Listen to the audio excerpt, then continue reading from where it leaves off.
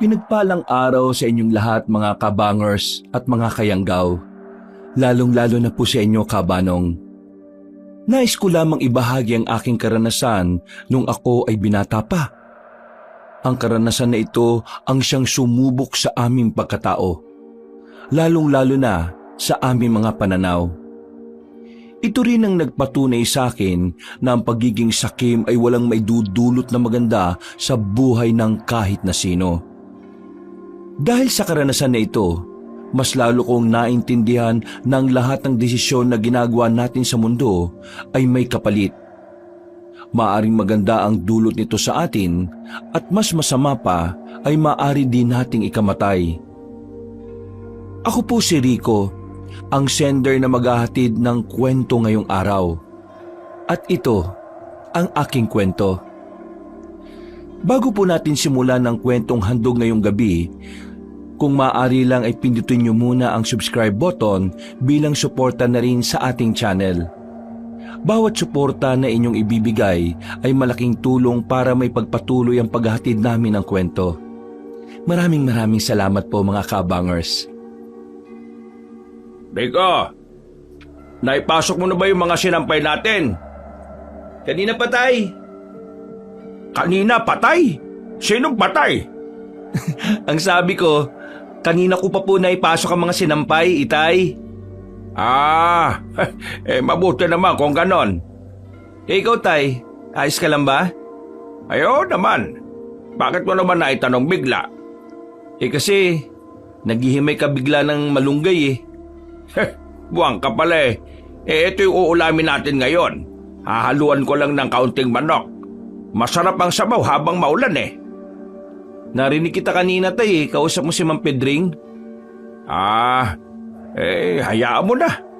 Gano'n naman talaga ugali ng siyang yun eh. Huwag kayo maglala, Tay. Kapag nakahanap na ako ng trabaho, hindi ka na uutang sa siraulong yun. Ayos lang naman ako, Rico. Masaya na ako kasi sinasamahan mo ako sa pagtitinda ng asin natin. Ang kaso ngayon, medyo maulan ng mga nagdaang araw kaya ayan, ang hirap magbenta. Paano kung patusin ko na kaya yung inaalok sa akin na trabaho ni Ate Belen? Ay nako, tumigil ka. Hindi totoong magiging waterboy ka ron. Kapag nasa bayan ka na, mamanyakin ka lang ng babae yun. Alam mo naman na may gusto sa'yo yung dati pa, di ba? Hinihintay ka nga lang yata nun na nasa legal age ang edad mo eh. Sayang din naman eh. Maganda din naman si Ate Belen kahit na nanay na siya. Tumigil ka ha. Balanding babae yun. May asawang OFW yun sa Qatar. Papayag ka na lalandin ka ng isang yon? Magtinda ka na lang na asin kaysa maging kabit. Ang mabuti pa, kunin mo yung payong. Lumabas ka at mangutang ka muna ng cubes dun kila Piting. Hindi pala ako nakabili kanina eh. Pakamot-kamot na lang akong naglakad palabas sa bahay kabanong. Kinuha ko ang payong namin na gutay-gutay na. Sa hirap ng buhay, pati payong hindi na namin mapalitan. Nagtitiis na lang kami sa sira-sira. Kahit na nakapayong ako, ay nababasa pa rin ako. Pero wala akong magagawa kundi ang tiisin ng ganong sistema. O pre, anong sayo? Pwede bang makautang muna ng cubes? Panghalo lang sa malunggay namin. Wala na kasing pera, pre. Walang problema. Gusto mo, dalawa pa para mas malasa. Baliw. Wag na, ayos na isa. Oh, ayan. Okay na yan? Oo, okay na to. Salamat Pre, kumusta AirPods mo? Okay naman siya. Bakit? Binatukan ni Ma'am Pedring yun eh. Kung tarantado lang ako, sinulsulan kong AirPods mo para labanan siya. Ano? Binatukan? Hindi ko yata nakita yun Oo pre, naawa nga ako sa AirPods mo eh. Kasi kahit ginawa na yun sa kanya, nakangiti pa rin siya kay Ma'am Pedring. Ba't tarantado yun Oo, baka naman gumawa ka pa ng gulo Hindi. Pero sa susunod kapag nakita kong ginawa niya yun sa tatay ko, papangahan ko siya gamit ng talampakan ko. Ha? Paano yun? Sige na pre. Balik na ako, baka hinihintay na ako ni tatay eh. Ay pre, bukas kapag wala kang ginagawa, sama ka sa amin ha. Laro tayo basketball. Tumango na lang ako, kahit na alam ko naman sa sarili kong hindi ako makakasama sa kanila.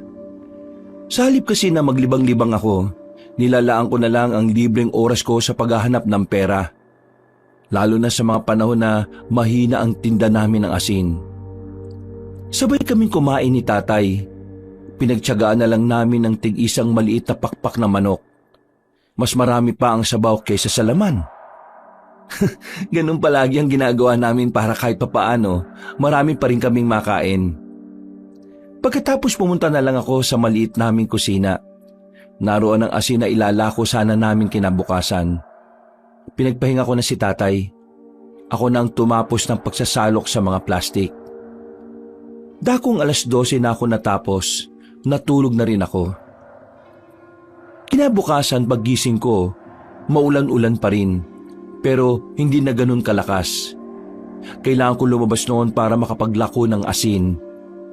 Masama ang pakiramdam ng tatay ko, kaya mag-isa ko lang na iroronda ang daladala kong asin. Hindi kasi kami pwedeng tumigil sa pagtitinda ng asin. Wala kaming makakain. Aling Fe, asin oh, masarap to. Kapag inalo mo to sa niluluto mo, nakko, makakalimutan mong maalat to. Patawa-tawa na lang ang matanda, pero bumili rin naman siya. Dinadaan ko na lang din talaga sa kung ano-anong pautot para lang may bumili. Makalipas ang 1 oras, naubos na rin naman ang dala ko. Kakaunti lang din naman. Pauwi na sana ako nang mapadaan naman ako sa bahay nila Gary. Kababata namin ni Piteng. Nakita ko siyang nasa bakuran. Parang problemado. Sunod-sunod ang paghit-hit niya ng sigarilyo. Nilapitan ko siya para kumustahin. O pre, ano? Ayos ka lang? Uy, ikaw pala. Oo, ayos lang naman ako. Ano bang nangyari? Yung kapatid kong baliw eh. Kung ano-ano na namang sinasabi. Naiinis na ako. Lumabas na lang ako, baka masapak ko pa eh. Uy pre, huwag kang ganyan ha. Alam mo naman na may problema sa pag-iisip yung kapatid mo. Ikaw na lang ang umintindi. Eh pare naman, hindi ako makatulog na maayos kasi ang dami-dami niyang sinasabing weirdo eh. Buisit. Dahil din sa kanya kaya nawalan ako ng trabaho eh. Abay, pumunta ba naman sa sagingan tapos sinabihan niya yung boss namin na kampon daw ng kadiliman? Ay, nako, problema nga yan. Pero ano ba kasi mga sinasabi ng kapatid mo? Puro siya sabi na may kadiliman daw na darating dahil sa isang pagkakamali at pagiging sakim. May mga nilalang daw na mabubulabog. Tapos ano, yung mga ano raw na, ano yun, mga ano? Huy, anong mga ano? Basta, mga aswang daw. Aswang? Matagal nang walang aswang ah. Hindi naman kasi totoo yung mga yan eh. Gawa-gawa lang yan ng mga siraulo. Kaya nabubisit ako sa kapatid ko eh. Kung ako lang masusunod, pinatapon ko na sa mental hospital yan eh. Nakakaabala na eh. Kahit ako na gusto lang namang mabuhay ng maayos eh, napupirwisyo pa.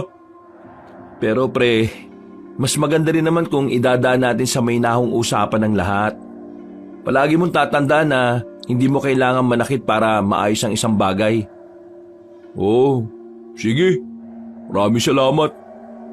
O paano? Una na ako. Relax ka lang ha. Palabas na sana ako ng bakuran nila pero narinig kong sumigaw ang kapatid niya. Sinasabi nitong ang kadiliman daw ay malapit lang sa liwanag. Nagkatinginan na lang kami ni Gary. Napapailing na lang siya ng may pagkadismaya. Makalipas ang ilang araw, naging maganda na rin ang panahon. Balik paglalako na kami ng tatay ko dahil bumuti na rin naman ang pakiramdam niya. Kahit na malayo na kami, hindi pa rin kami nakakaramdam ng pagod. Sanay na kami ni tatay sa lakaran. Nabalita mo na ba yung nangyari sa San Fernando? Ho? Bakit? Anong meron? Nagkagulo. May kumakalat kasing balita na may naitatagong kayamanan sa kagubatan na malapit sa kanila. Kaya lahat ng tao ron, nagsikilos, naghanap. Pero wala naman silang nakita. Kayamanan? Yan ba yung sinasabing kayamanan na iniwan at tinago ng mga Hapones dito sa Pilipinas? Oo, yun na nga. Pero wala naman kasing kasiguraduhan kung saan dito sa Pilipinas iniwan yun eh. Pero tingnan mo yung mga taga San Fernando.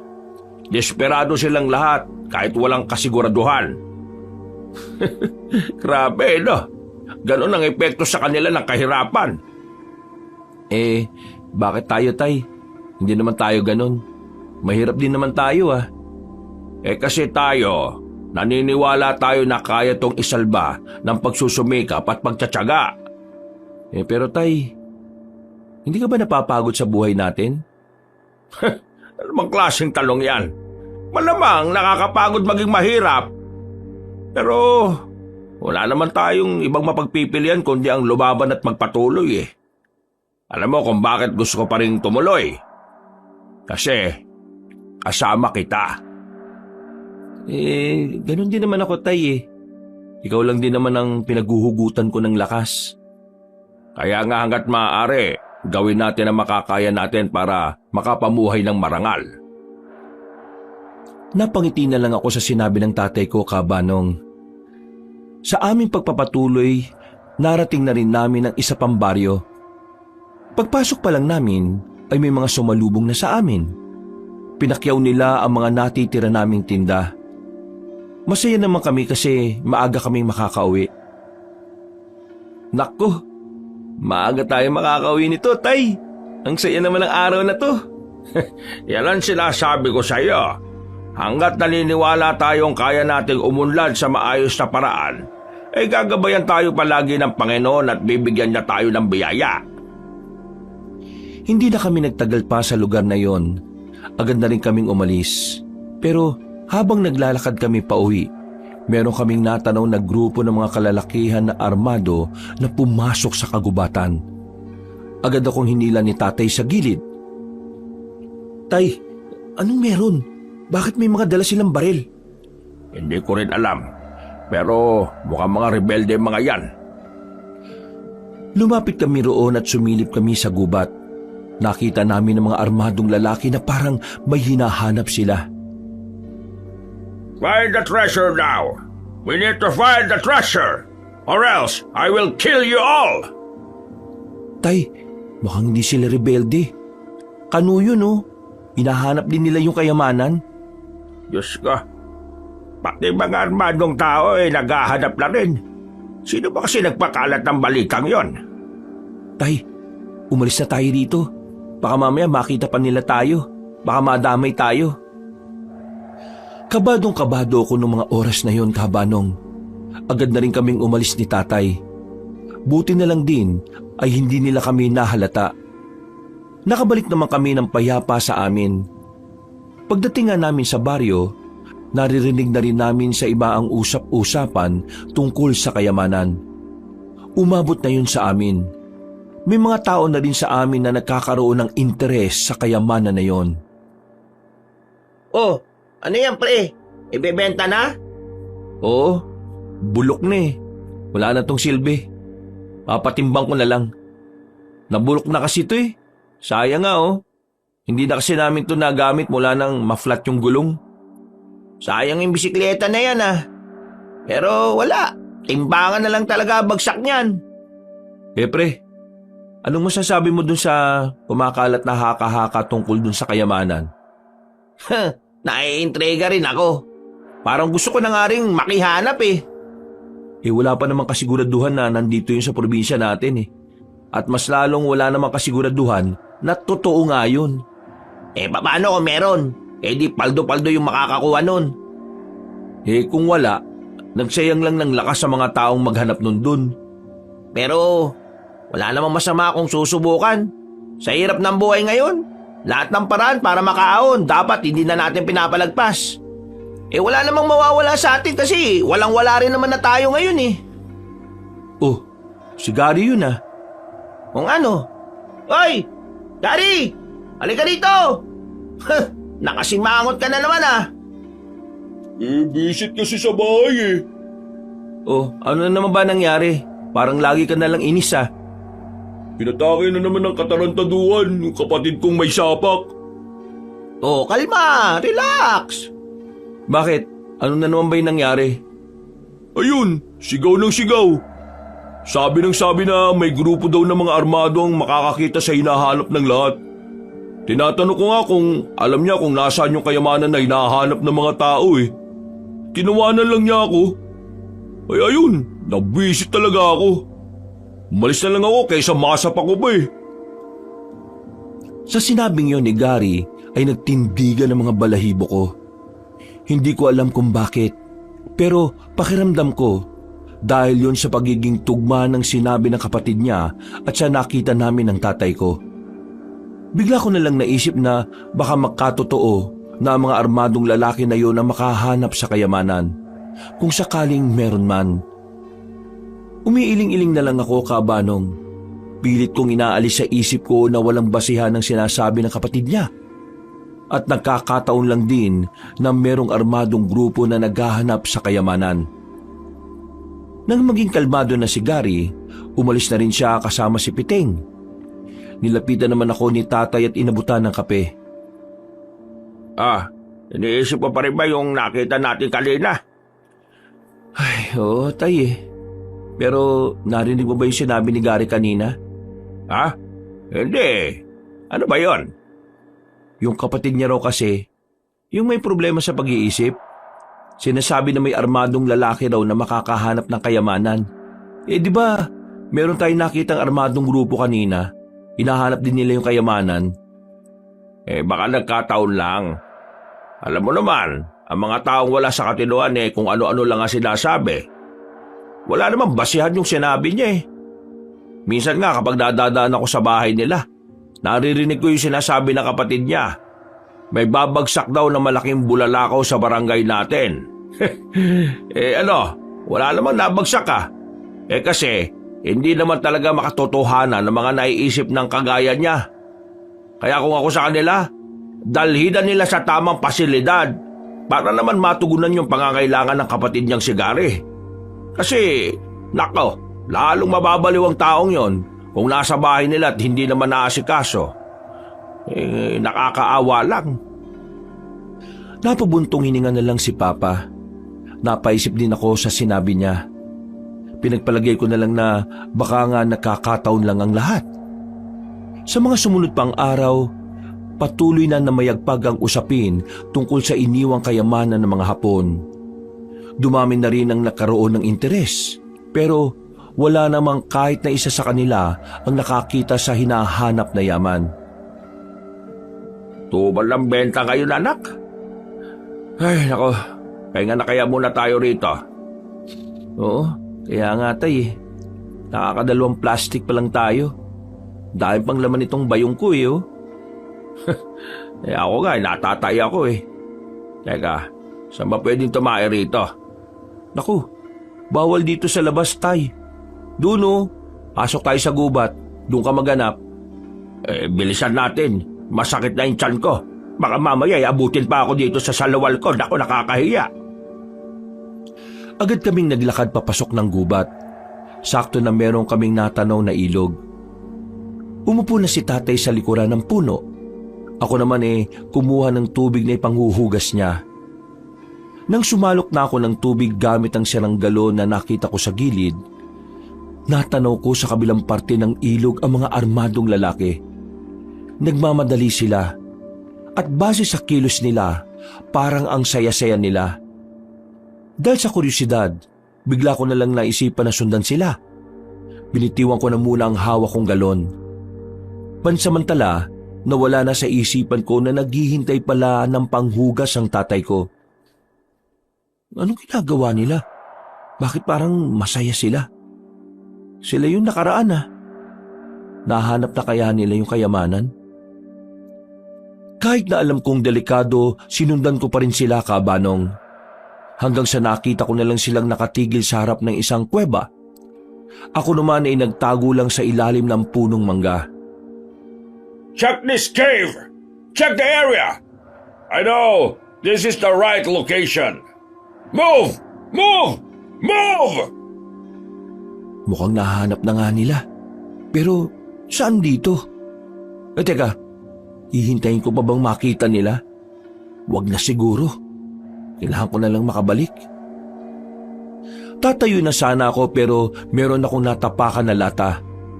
Nakalika ako ng tunog. Napatingin tuloy ang mga armadong lalaki sa kinaroroonan ko. Otomatikong dumaloy ang kaba sa sistema ko. At ang tanging nasa isip ko noon ay agad na umalis at iligtas ang sarili. What are you waiting for? Follow him! Buti na lang ay hindi nila ako binabaril ng mga sandaling yon. Kaya binilisan ko na lang ang pagtakbo. Nang mabalikan ko si tatay ay hindi pa rin siya nakakapaghugas. Wala ring malapad na dahon na pwede niyang magamit. Nasaan yung tubig? Kanina pa ako dito naghihintay sa'yo Isuot mo muna yung short mo, tay. Hinahabol ako eh. Wala pa akong hugas, buwang ka ba talaga? Mangangamoy ako nito. Nandiyan na sila eh. Tara na. Sino bang... Hindi ko na hinintay pang makapagsuot siya ng short. Dali-dali na kaming tumakbo palabas ng kagubatan na yon. Nang medyo makalayo na kami at makapagtago sa mga halamanan, nakita naming nilagpasan na rin nila kami. Nakahinga na rin ako ng maluwag, pero napatakip ako ng ilong nang maamoy ko si tatay. Ang tao, Toy! Sira ulo ka pala eh. Paano hindi ako magiging mabaho eh? Hindi naman ako nakapaghugas ng puwet. Teka, ano ba kasi nangyari? Bakit ka sinusundan ng mga yon? Nakita ko kasi silang pumasok sa kabilang parte ng gubat. Sinundan ko. Nalaman ko na parang nahanap na nila yung eksaktong lugar na kinalalagyan ng kayamanan. Yun ang narinig ko. Sigurado ka ba sa sinasabi mo? Ewan ko. Yun ang sabi ng matandang kano eh. Pabayaan mo na sila. Ikaw para ka sira ulo eh. Mapapahama ka pa sa ginagawa mo. Tingnan mo ako. Hindi ako nakapaghugas ng puwet. Paano ako uuwi nito ngayon? Hindi dito na lang kayo. Hahanapan na lang kita ng malapad na dahon. Baka naman kung saan ka pa magpunta niyan ha. Sasapukin ko na talaga yung mukha mo. Hindi na utay. Basta dito ka lang. Ang baho mo ni. Nakahanap naman ako ng malapad na dahon para kay tatay. Pagkatapos niyang mapunasan ng puwet niya, ay nagmamadali na rin kami makalis doon. Nakauwi naman kami ng maayos. Natulala na lang ako sa gilid dahil sa mga nangyari. Hindi pa rin mabura sa utak ko kung papaanong hinabol ako ng armadong lalaki.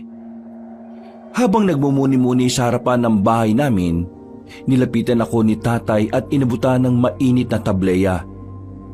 Ramdam ko na nag-aalala rin siya sa akin. Hindi na kasi ako makausap na maayos mula na makauwi kami. Iniisip mo pa rin ba yung kanina? Oo, tay eh. Natakot ako. Akala ko kanina katapusan ko na. Siguro sa susunod, hindi talaga dapat nagpapatalo sa kuryosidad eh, no? May mga pagkakataon talaga na nilalamon tayo ng kuryosidad. Pero minsan, yan din talagang magpapahamak sa atin. Kaya dapat, kaya rin nating labanan yon. Basta, isipin mo na lang para hindi mangyari to ulit. Isipin mo na lang na dapat hindi ka maging tsismoso. Kasi hindi naman gawain ng lalaki yun eh. Siguro dapat ganun na lang ang gawin ko. Isang malalim na paghinga na lang ang nagawa ko. Pero sa isip-isip ko, parang nagkaroon ako ng interes sa kayamanan na hinahanap nila. Dahil kung sakaling totoo ngang naroon ng kayamanan, siguradong paldo-paldo sila. Sumapit ang gabi, hindi na ako nakatiis. Nakipagkita ko kay Piteng at Gary. Hindi ko na kaya pang itago ang nalalaman ko. Total, kaibigan ko naman sila. Naikwento ko sa kanila kung anuman ang natuklasan ko. Sinasabi mo na yung mga armadong lalaki, nahanap nila yung Yamashita treasure? Yung ba ang tawag doon? Basta, narinig ko na doon daw yung kayamanan. Pero Hindi ko sigurado kung saan banda doon ha. Malakas ang kutob ko. Sa loob yan ng kuweba. Ang tanga-tanga naman ng mga Hapon kung iiwan nila yung kayamanan sa labas ng kuweba, hindi ba? May punto si Gary. Siguradong nasa loob nga yun. Ano naman kung nasa loob? Huwag niyong sabihin na pupunta kayo ron. Rico, ito na pagkakataon natin para umahon sa buhay. Hindi pa ba natin to papatulan? Naririnig mo ba yung sarili mo? Delikado, Gary. May mga baril ang mga taong nauna ron. May mga baril? Ano naman? Hindi ba nauubos sa mga bala nila? Kayang-kaya natin sila, basta tamang diskarte lang. Rico, kapag nakakuha tayo ng kayamanan, hindi ka nauutang sa amin. May pera na tayo. Yayaman tayo. Makakaalis na rin tayo sa lugar na ito. Hindi ba naiisip yun? Gusto kong yumaman, pero hindi sa mapanganib na paraan. Sa anong paraan? Sa pagtitinda ng asin? Iniinsulto mo ba yung hanap buhay namin ng tatay ko, Gary? Hindi naman yun yung gusto kong sabihin. Ang sinasabi ko lang, walang yayaman sa pagbibenta ng asin. Walang ganun nga yun. Patapusin mo muna kasi ako. Salita ka ng salita eh. Oo, tama na yan. Pag-aaway pa kayong dalawa eh. Kung ikaw ayaw mong yumaman, pues ibahin mo ako, Rico. Pagod na ako sa buhay kong to. Gusto ko na makaahon, no? Gusto ko na makaalis dito. Pupuntahan ko kung saan yun. Bukas ng gabi. Kung talagang gusto nyo, sumama kayo sa akin. Pero bahala kayo kung ayaw nyo. Ako na lamang isang yayaman. Naglakad na palayo si Gary. Nung oras na yon, parang pinagsisisihan ko nang sinabi ko sa kanila ang lokasyon ng kuweba. Hindi dahil sa ayaw ko makakuha sila ng kayamanan, kundi dahil ayaw kong mapahamak sila. Kinabukasan, tahimik ang lugar namin. Himala na wala akong naririnig tungkol sa usap-usapang kayamanan. Parang kalmado. Hanggang sa sumapit na nga ang kinagabihan. Nagulat na lang ako nang makita ko ang tatay ko na nakabihis na. May dala-dala siyang malaking bag na mukhang wala namang laman. Oh, ano ka ba? Bakit nandiyan ka pa? Hindi ka ba sasama sa akin? Wala ka naman sinabi na maglalako tayo ng asin sa ganitong oras eh. Sino nagsabi na maglalako tayo ng asin? Ano kung gagawin natin? Wala ka naman sinabi sa akin kanina. Wala akong sinabi. Kung wala akong sinabi, sumama ka na. Makikikuha tayo ng kayamanan. Hindi pwedeng sila lang. Oh? Ano pinagsasabi niyo, Tay? Alam na ng lahat ng taga rito ang tungkol sa kayamanan. Mamaya, papunta na sila ron. Iniintay lang nila ang kapitan natin. Kaya nga bago sila makarating doon, unahan na natin. Total, ikaw naman ang unang nakatuklas doon, di ba? Diyos ko naman, Tay. Pati ba naman kayo? Akala ko ba mas magandang mamuhay ng pinaghihirapan? Bakit parang nag-iba rin yung pananaw mo ngayon? Nagbabago ang pananaw ng tao depende sa pangangailangan, anak. Kaya nga gusto ko, umahon na tayo. Sawang-sawa na ako sa buhay na ganito. Kaya sumama ka na sa akin. Kukurot lang naman tayo ng kaunti eh. Tay, hindi ko sigurado kung talagang nahanap nila yung ginturon. Wala akong matibay na ebidensya na nagsasabing nakita nga nila. Narinig ko lang. Isa pa, delikado dun. Alam niyo naman na mga armado mga yun eh. Hindi kayo sasantoy ng daladala nilang mga baril na matataas ang kalibre. Kung ayaw mo, ako na lang. Kikilos na ako kaysa maunahan pa tayo ng mga kalugar natin. Mauubusan pa tayo eh. Sandali nga. O ano, nagmamadali ako eh. Oo na, nasama na po ako. Kakainis naman oh. Hindi ka rin pala makakatiis eh. Sasamahan ko kayo kasi nag-aalala ako sa inyo. Ayaw kitang mag-isang maglakad. Rico, hindi naman natin to gagawin dahil sakim tayo. Gagawin natin to para makain ka naman ng kaunti sa buhay. Hindi naman natin uubusin eh. Kukuha lang tayo ng sapat sa atin. Huminga ako ng malalim. Kahit natutol ako sa sinasabi niya, wala akong magagawa kundi ang samahan siya. Hindi ko rin naman pwedeng hayaan na lang na lumakad siya ng walang kasama. Lalo pat ang mga pwede niyang madatnan doon ay mga taong maaaring makapatay sa kanya. Habang abala pa ang mga tao sa pagpupulong nila, sinamantala na namin ni tatay ang pagkakataon. Palihim kaming umalis. Mabilis kaming nakarating dahil halos takbuhin na namin ang daan. Nagtago na muna kami sa gilid. Nakikiramdam kami sa paligid. Nakakapagtaka na wala kaming makitang mga nagbabantay roon. Mukhang walang tao ah. Tara. Teka, sandali lang tay. Anong walang tao? Tingin mo talaga walang magbabantay dyan? Baka nasa loob lang sila. Kaya magdaan-daan lang tayo. Tingnan mo nga oh. Tahimik. Bilisan natin. Hindi tayo pwedeng babagal-bagal kasi marami tayong kaagaw. Nauna nang lumabas si tatay. Kinabahan ako sa ginawa niya pero sumunod na lang din ako. Pagpasok namin sa loob ng kuweba ay binuksan namin ang daladala naming gasera. Nang magkaroon na ng liwanag, nakita na namin na malawak pala sa loob ng kuwebang yun. Maya-maya pa, napatago kami sa gilid ng merong kaming marinig na kaluskos. Pinatay namin ulit ang ilaw. Ang liwanag na lang na naroon ay ang mangilang-ilang gasera na nakadikit sa pader. May tao. Sumilip kami. Nakita namin ang matandang kano na gumagapang. Duguan siya. Hawak-hawak niya ang isang bag na parang mabigat. Hirap na hirap kasi siyang dalhin. Please, help me. There's a strange creature in this cave. Please, save me. What? What you say? A monster. He killed my man. Please, save me! Ha! I'm sorry, pero nandyan na yung sinasabi mo. Akin na yan! Nagulat ako sa ginawa ni tatay. Inago niya sa matandang kano ang bag. Pagtingin ni tatay sa laman, nanlaki ang mga mata niya at lumapad ang kanyang ngiti. Natameme na lang ako nung mga sandaling yon. Hindi ko inaasahan ang inasta ng tatay ko. Hindi kasi ganun ang pagkakakilala ko sa kanya. Parang madali na siyang binago ng pera. You will regret it! Isa ka na. Kailangan din namin to. Kesa naman mapunta sa masasama kagaya nyo, hindi ba? Tara, Rico, anak, umalis na tayo! No! Bago kami makalabas ng kuweba, napalingon pa kami sa matandang kano. Nakita na lang namin na merong dumating na isang lalaki. Malaki ang katawan, maskulado. Hindi namin alam kung anong ginawa ng misteryosong lalaki. Pero narinig na lang namin na dumadaing sa sakit ang matandang kano.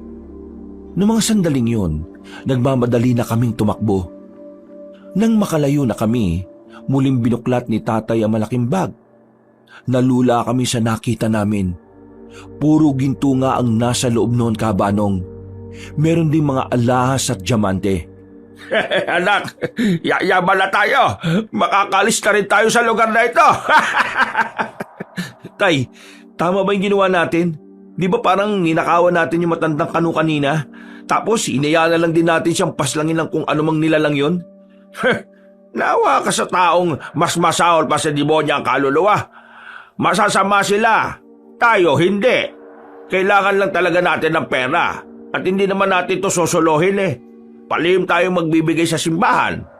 Huwag sa barangay kupal si kapitan eh.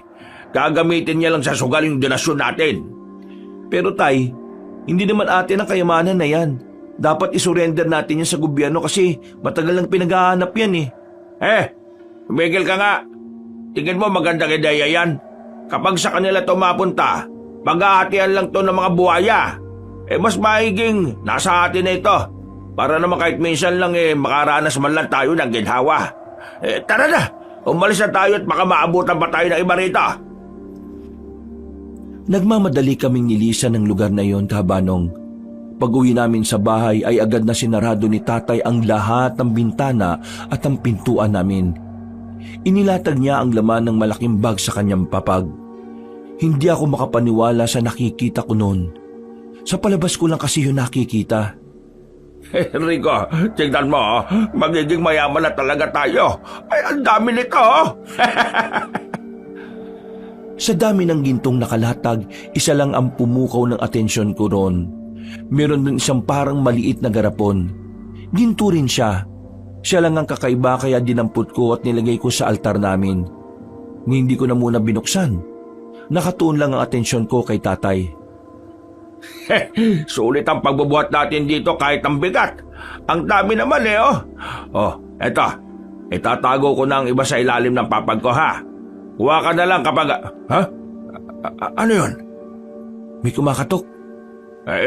Wag. Hayaan mo sila. Rico! Buksan mo itong pintuan! Kasama namin ang taong bayan! Nandito si Kapitan! Mag-usap tayo! Alam kong may tinatago kayo riyan! Wag mo silang pagbuksan. Pero Rico!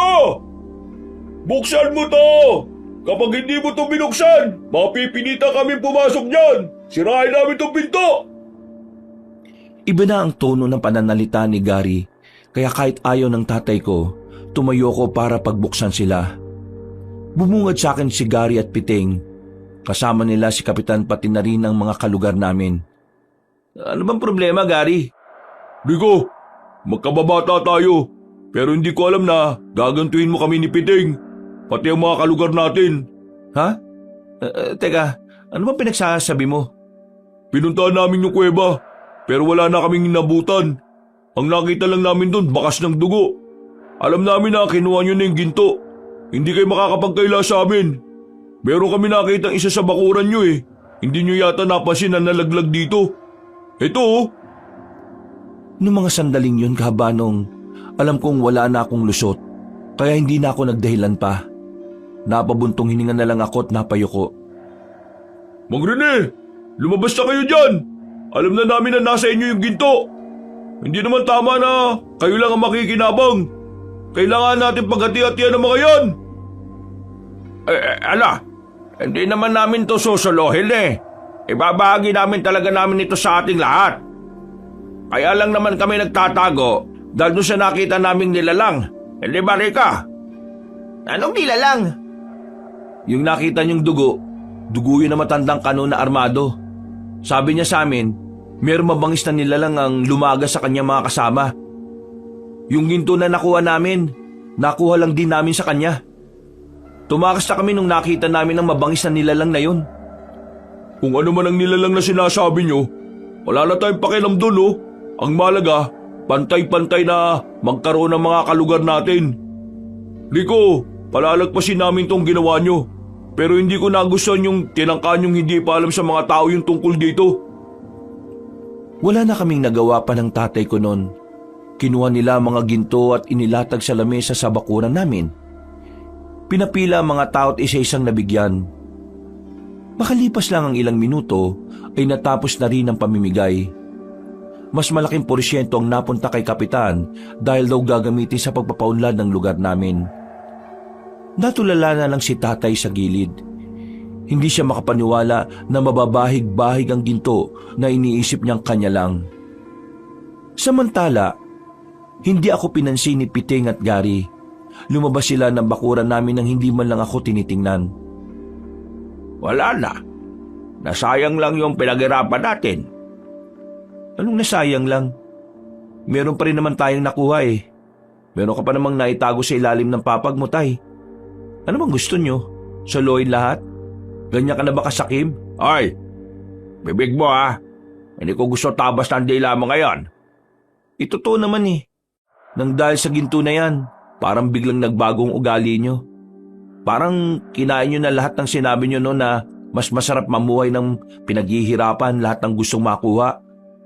Pinaghirapan naman natin to ah. Ano bang inaangal mo?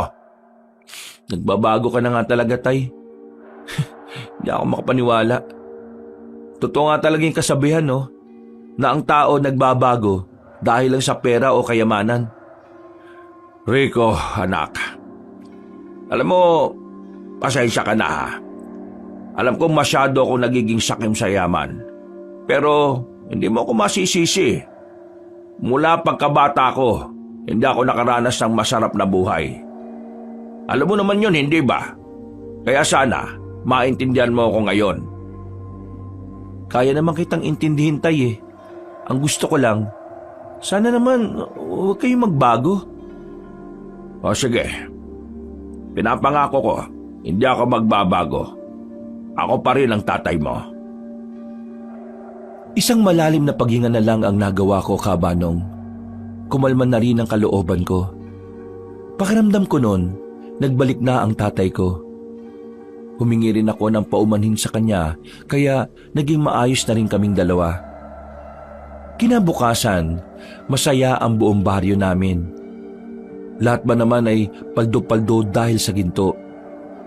Maingay, maraming nagkakantahan. Habang kami ni tatay, nasa bakuran lang.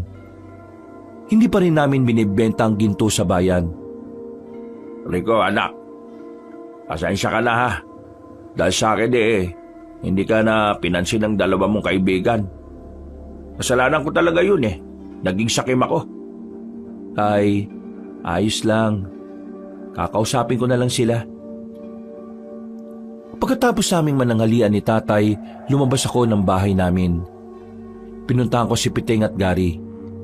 Sakto naman na nasa bilyaran silang dalawa. Nakita nila akong nasa labas kaya lumapit sila sa akin. Mga pre, gusto ko sana kayo makausap tungkol dun sa nangyari kagabi. Maniwala man kayo sa hindi ko talaga ginusto yun. Ayoko nga kunin yung kayamanan na yun pero si tatay ang mapilit Hindi ko naman siya pwedeng hayaan na mag-isa pumunta ron. Kaya sinamahan ko siya. Medyo nagtampo lang naman kami. Pero alam naman namin ni Gary na hindi ka naman sakim na tao. Siguro si Bang rin nasilaw lang. Mabuti na nga lang kagabi, pumayag siya na ibahagi na lang sa lahat Kilala ko kayo ng tatay mo. Hindi kayo sakim na tao. Pero minsan, may parte talaga ng buhay natin na babaguhin tayo ng sitwasyon. Kagabi, inis ako sa tatay mo. Pero naintindihan ko na lang din siya. Ganon din kasi ako minsan Maraming salamat at naunawaan niyo ako. Akala ko hindi niyo na ako kakausapin kahit na kailan Hinihintay ka lang din naman namin na lumapit. Hindi namin magagawa yun sa'yo, no? Sabay-sabay tayong nagpatuli tapos dahil lang sa kayamanan kakalimutan ka na namin. Hindi naman kami ganun. Pero pre, meron akong mas gustong malaman Ano yon? Sumama kayo sa akin sa bahay. Tara. Pagdating namin sa bahay nila Gary, ang tanging naroon lang ay ang isa pa niyang kapatid na nagbabantay kay Romer. Ang kapatid naman niyang may problema sa pag-iisip. Hindi ko alam kung bakit dinala kami ni Gary sa mismong silid ng kapatid niya. Pero nang makita ko ang drawing ni Romer sa mga pader, dito na ako kinilabutan. Kaya kita isinama rito, Rico, kasi may gusto akong itanong sa'yo. Kagabi pag-uwi ko, tong si Romer, bigla-bigla na lang nagsalita. Sabi niya, isang dayuhan daw ang pinaslang na mabangis na nilalang. Tapos, may mag-ama raw na dumating para kunin yung kayamanan. Yung mga sinabi niya, tugma sa nangyari kagabi. Tugma sa kwento ninyo. Ngayon, gusto ko lang malaman, yung mga nasa drawing niya, ganyan na ganyan ba yung itsura ng nilalang na nakita niyo sa kuweba? Yan kasi ang sinasabi ni Romer na kampo ng kadiliman Biglang namahoy sampalat ko sa sobrang kaba-kabanong. Huminga na muna ako ng malalim. Napapikit pa ako nang balikan ko sa alaala ko ang itsura ng nilalang na yon. Oo pre, ganyan na ganyan nga. Pero ang nakakapagtaka pre, paanong nalaman ni Romer yun? Totoo nga sabi ni Lola nung bago siya mamatay. Hindi sira ulo itong kapatid ko. Meron siya kakaibang kakayahan na hindi basta-basta nagagawa ng tao. Totoo pa lang mga sinasabi niya. Hindi siya nag-iimbento lang. Pero, masasabi niya ba sa atin kung anong nilalang na naroon? Meron siyang sinasabi sa akin noon na hindi ko pinapaniwalaan. Paulit-ulit kasi. Pero ang sabi niya noon, aswang daw. Ha? Aswang? Aswang yung nakita namin ni tatay? Sabihin na natin na aswang. Pero anong ginagawa niya sa kuweba kung saan naroon yung ginto? Hindi naman talaga ito yung ginto na iniwan ng mga Hapon? Sinasabi mo bang yung gintong pinagati-hatian natin magmamay-ari ng aswang na yon? Hindi ko alam. Pero mga pre, masama ang kutob ko. Paano kung balikan tayo ng aswang na yon? Huwag ka matakot. Marami tayo, no? Nag-iisa lang yun. Kung sakali mang dumayong aswang na yun sa lugar natin, wala rin namang magagawa yun Sabihin na kaya natin sa mga kalugar natin para alam din nila na Huwag. Magdudulot lang tayo ng taranta sa mga narito. Pabayaan na lang muna natin sila na ma-enjoy yung buhay nila. At isa pa, kailangan muna natin makasiguro na tama ang hinala natin. Hinala na alin? Na aswang nga may-ari ng mga ginto? Oo. Nagkakatinginan kaming tatlo. Baka sa mukha namin ang pag-aalala at pangamba. Kahit hindi nila sabihin, alam kong kinakabahan na rin sila. Pero pinilit na lang namin na kalimutan ang bagay na yon. Sa mga sumunod na araw, naging maayos naman ang buhay naming lahat. Walang kahit na anong nangyayaring masama. Sa katunayan, kaming dalawa ni tatay ay nakapagpatayo na rin ng tindahan sa bayan. Meron kami mga kinausap na tao para magbantay doon. Kumuha rin kami ng lupa na pwedeng gawing sakahan.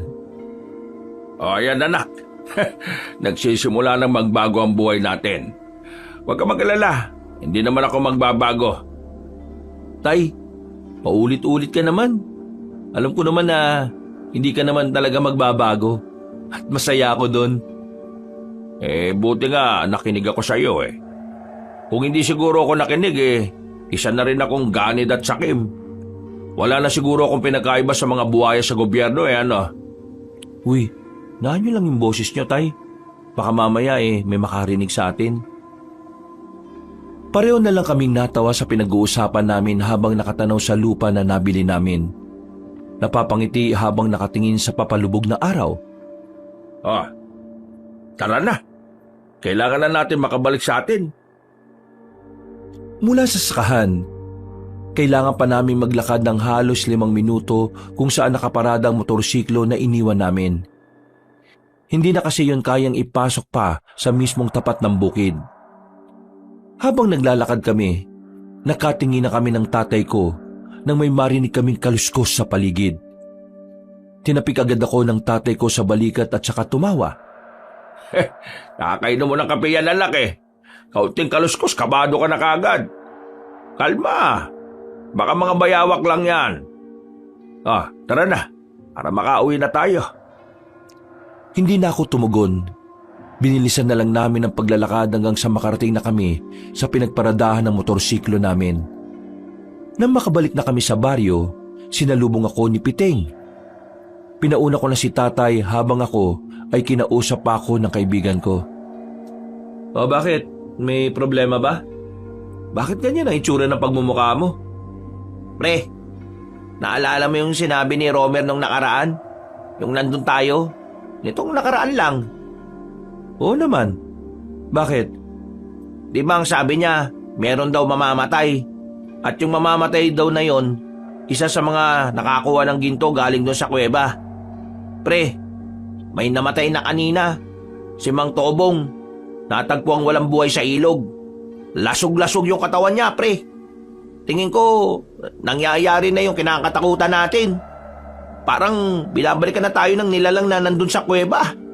Teka. Kalma lang Baka naman may ibang gumawa nun kay Mang Tobong. Huwag tayo basta-basta mag-isip ng kung ano-ano kung wala pang nangyayaring investigasyon. Si Gary, nasaan? Andun, sa kanila. Binabantayan yung ano pa yung sasabihin ng kapatid niya. O sige, mauna ka na dun. Uwi muna ako sa amin. Magpapaalam lang ako kay tatay. Nagmamadaling umalis si Piteng. Ako naman ay aminadong kinabahan din sa nalaman ko. Pag-uwi ko naman sa bahay, napadako ang tingin ko sa altar. Saka ko lang naalala na meron pala akong inilagay na parang garpo na ginto doon. Sa pag-iisip na baka may kumuha noon na ibang tao, kinuha ko yun at inilagay sa ilalim ng papag ko. Tay, Pupunta lang ako kina Gary May pag-uusapan lang kami. Ay siya sige. Pero huwag ka naman masyado magtagal doon ha. Kasi mamaya maghahapunan na tayo.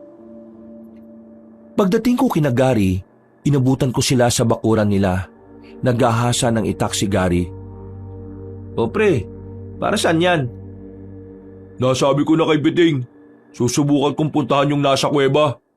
Ha? Buwan ka ba pre? Nung laban mo ron, aswang yun. Tsaka, bakit ba bigla ka nalang makakaisip ng ganyan? Parang dati lang hindi ka naman naniniwala sa mga aswang Sa mga nangyayari ngayon, kumbinsido na akong totoo mga salot na aswang na yan. Kaya hindi na ako magsasayang ng oras. Kaysa unahan niya kami, uunahan ko na siya. Alam mo ba kung anong bagong pangitain ni Romer? Bago? Bakit? Merong bago? Ano? May mamamatay ulit. Pero sinabi niya na malapit lang dito sa atin. Pero pre, delikado. Kung nakita mo lang yung aswang na yon, talagang kikilabutan ka. Wala akong pakialam. Kailangan mamatay siya bago pa siya makaperwisyo. Kung magsabi kaya tayo kay Kapitan para makahingi tayo ng backup. Kupal si Kapitan Wala siyang pakialam. May mga nagpaabot na rin ng balita sa kanya tungkol sa nangyari kay Mang Tobong. Pero hindi siya naniniwalang aswang ang gumawa nun Wala akong aasahan sa siraulong yun. Dapat pala hindi na natin hinatian ng ginto yung kapitan natin Dami-dami pa napunta sa kanya. Wala rin naman palang kwenta. Ano, nasama ba kayo? Kung hindi naman ayos lang din naman sa akin.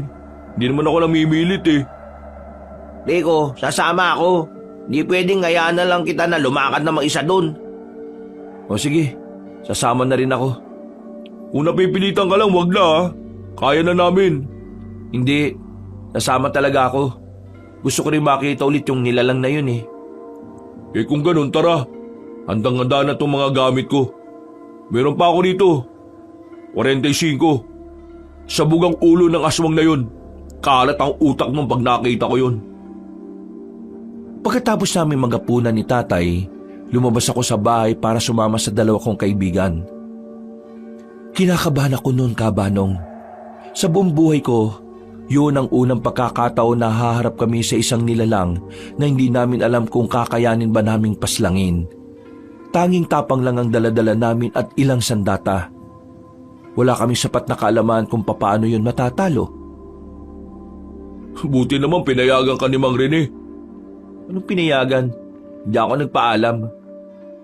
Wala kami kasalanan dyan kapag nagalit airpat mo ikaw Piting, sinong bantay doon sa tindahan nyo? Bakit to sumama? Sinarado ko na yung tindahan. May ginto na ako Ilang minuto pa ang nakalipas, natanaw na rin namin ang kuweba. Pinatay na rin namin ang daladala naming lampara. Pinakiramdaman na muna namin ang paligid. Nasa 5 minuto muna kaming nagmasid at nanatili sa kinalalagyan namin. Nang masiguro namin kami lang ang naroon, marahan kaming lumabas at lumapit sa kuweba. Saka na namin binuksan ulit ang lampara. Habang naglalakad kami papasok sa loob, narinig namin na may mabibigat na yabag ng paa. Kaya naman, agad-agad din kaming tumakbo palabas. Nagtago kami ulit. Hindi nagtagal, nakita na rin namin ang isang lalaki na matangkad. Nakamaong lang na pantalon at walang pang itaas. Maskulado ang katawan niya, mahaba ang buhok nito. Patay ka sa aking aswang ka. Inilabas na ni Gary ang kanyang baril. Hindi na siya nagsayang ng oras. Pinagbababaril niya ang aswang na yon. Pero sa kasamaang palad, hindi naman niya yon tinamaan kahit na isa. Mabilis na nakailag ang lalaking aswang. Sa bilis ng kilos ng aswang ay hindi na namin nalaman kung saan yon nakapagtago. Nawala! Pambira ka naman pre Ang daming putok ni isa walang tumama. Kita niyo naman di ba? Ang bilis niya. Hindi normal yung bilis niya Maganda kayo. Baka mamaya nandyan lang siya sa paligid. Nakatutok lang ang baril ni Gary sa kung saan-saan. Nakikiramdam kami. Wala kaming makitang aswang sa paligid pero alam naming nasa tabi-tabi lang siya. Nagulat na lang kami nang biglang hablutin ng aswang ang baril. Mabilis kaming nagtago. Kami naman ang pinagbababaril noon. Kalaunan, naubos din ang bala. Matapang namang lumabas si Gary kahit ang hawak lang niya ay mahabang itak. Lumabas ka dyan! Papatayin kita! Hindi ka na makakaperwisyo ng ibang tao sa labas! Huwag mo na ngamunin, pre. Pambira ka naman, oh. Naririnig niyo ba yung pre? Parang galit ang galit siya. Huwag kayong matakot. Mas lalo lang siyang magkakaroon ng lakas ng loob kapag naging duwag tayo. Gary! Hindi na namin namalayan na nasa gilid na pala ang lalaking aswang. Madilim kasi sa bandang yon kaya hindi na rin namin nabantayan. Nahila ng aswang si Gary. Sinubukan niyang tagain yon pero wala rin namang nagawa ang itak niya. Pumaibabaw ang aswang sa kanya. Kami naman ay sinubukan ding umatake sa aswang pero masyado siyang malakas. Nasipa lang kami sa gilid kaya agad kaming bumalandra. Pero may kakaibang nangyari. Nakita na lang namin na natataranta ng umalis ang aswang habang may tama na ng palaso sa balikat. Hindi na yung pumasok ng kuweba. Hindi nyo na dapat inamon ng isang aswang lalo na kung wala naman kayong alam kung paano siya papaslangin. Sino kayo? Lumapit siya sa amin. Tinutukan namin siya ng ilaw para makilala ang mukha niya. Matanda na siya, pero malakas pa ang pangangatawan. Marami siyang burloloy sa katawan, kaya ang unang pumasok sa isipan ko, baka isa siyang albularyo. Liit mong aswang ang kinakalaban nyo. Hindi nyo siya kakayanin. Kung hindi ako dumating, siguradong wala na kayong tatlo. Eh di salamat. Sino kayo? Sabihin nyo. Isa akong albularyo. Trabaho kong hanapin ang mga aswang na yan at paslangin. Mga aswang? Marami sila? Oo. At yung aswang kanina, isa lang yon. Baka maraming aswang sa kuweba na yan. Diyos ko naman. Wala. Wala nang aswang sa loob. Nararamdaman ko. Nararamdaman? May kapangyarihan ka ba? Para maniwala kayong wala nang mga aswang sa loob. Sumama kayo sa akin, papasok ako. Nauna nang naglakad ang matandang lalaki. Nakatinginan kami saglit, pero sumunod din naman kami sa kanya. Wala pa kaming tiwala sa matandang yon, kaya naisipan ko nang tanungin ang pangalan niya habang naglalakad kami sa loob ng kuweba. Mang Juan ang pangalan ko. Malayo pa ang tinitiran ko. Naglalakbay ako para lang mahanap ang mga aswang. Hindi ko alam na narito pa lang isa sa mga aswang na dapat kong mapaslang. Kaso ang problema, nakatakas. Kaya gusto ko malaman kung ano pa ang mga pwede kong malaman dito. Mga ilang sandali lang, tumigil na kami sa isang malaking ribulto ng demonyo. Meron siyang tiningnan doon. Nagtataka siya. Parang may hinahanap siya. Tumingin siya sa amin na para bang pinagbibintangan kami sa isang kasalanan. Oh, bakit? Anong meron? Ang ribultong ito ang nakasulat sa libro ng mga aswang. Sa mga ganitong ribulto, sumasamba ang mga aswang. Pero hindi tinayo ang ribultong ito kung hindi ito inaalayan ng mga ginto. May alam ba kayo kung sino ang kumuha ng mga ginto? Sandali kaming hindi nakapagsalita. Hindi namin alam kung dapat bang sabihin namin sa matandang yun ang totoo. Kahit kasi tinulungan niya kami, hindi pa rin namin magawang magtiwala sa kanya. Hindi kayo makapagsinungaling sa akin, ha? Kayo siguro, no? Kayo ang kumuha ng mga ginto rito? Hayaan niyo ako magpaliwanag. Huy, bakit mo sasabihin sa kanya? Baka mamaya. May mga armadong lalaki ang kumuha ng ginto dito sa kuweba. Akala nila, galing yun sa mga Hapones nung panahon ng pananakop. Pero namatay sila. Yung pinuno nila, nakita namin naghihingalo. Saka namin kinuha yung bag.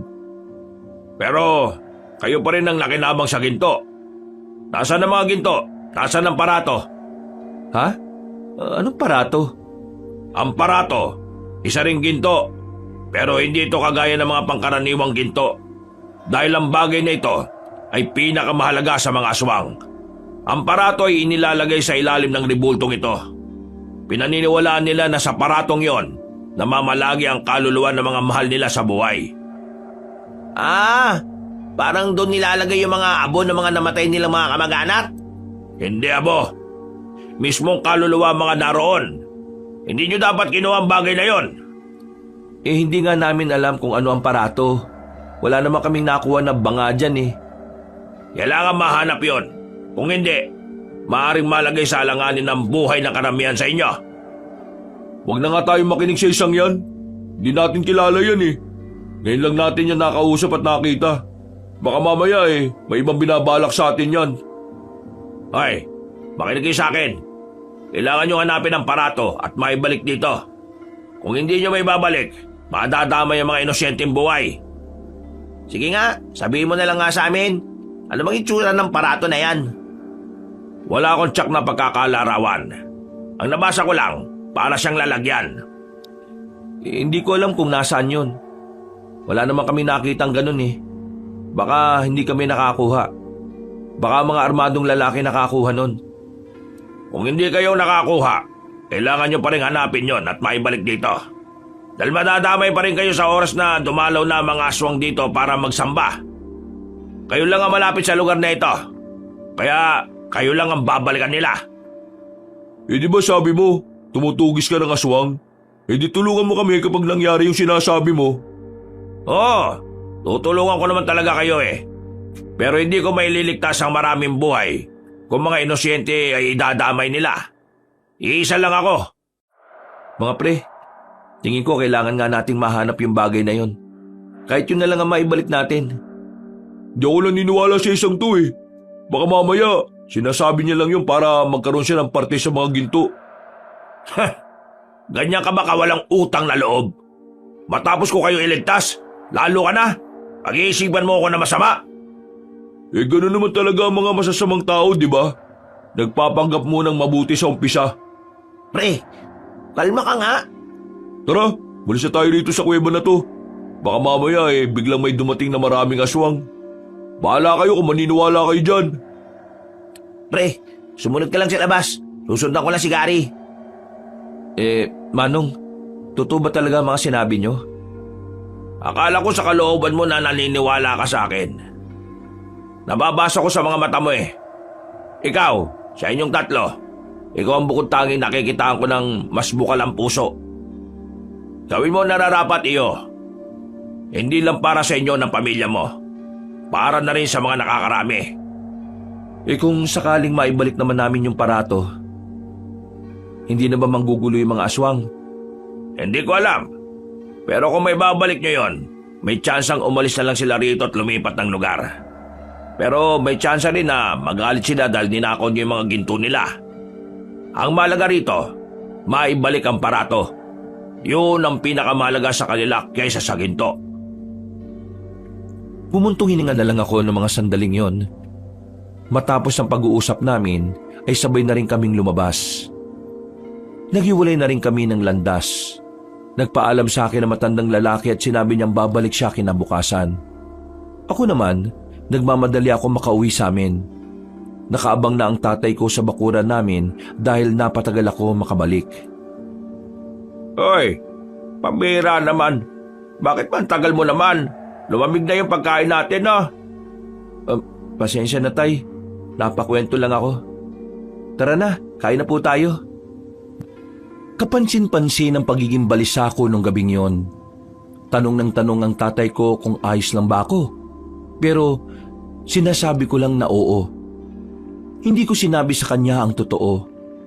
Ayoko kasing ma-stress siya kapag nalaman niya ang nangyari. Kinabukasan, maaga akong nagising. Pupuntahan kasi namin ni tatay ang sakahan namin para kausapin yung mga magiging tao namin doon.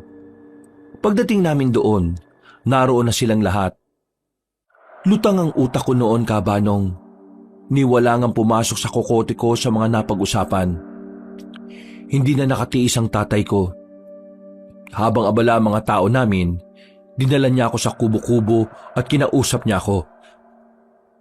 Nak, ano ba talagang problema? Kanina pa kita napapansin eh. Para kang sabog. Nakadroga ka ba? Tay naman, ba't naman ako maggaganon? Mukha ba akong adik? Oo, mukha kang adik. Tinatanong na nga ako ng mga tao natin kung ayos ka lang eh. Ano ba kasing iniisip mo? Tay, ayos lang ho ako. Kilala kita. Alam ko kung kailan ka nagsasabi ng totoo at kung kailan hindi. Hindi ka makakapagsinungaling sa akin. Ginagawa mo naman akong bata anak eh.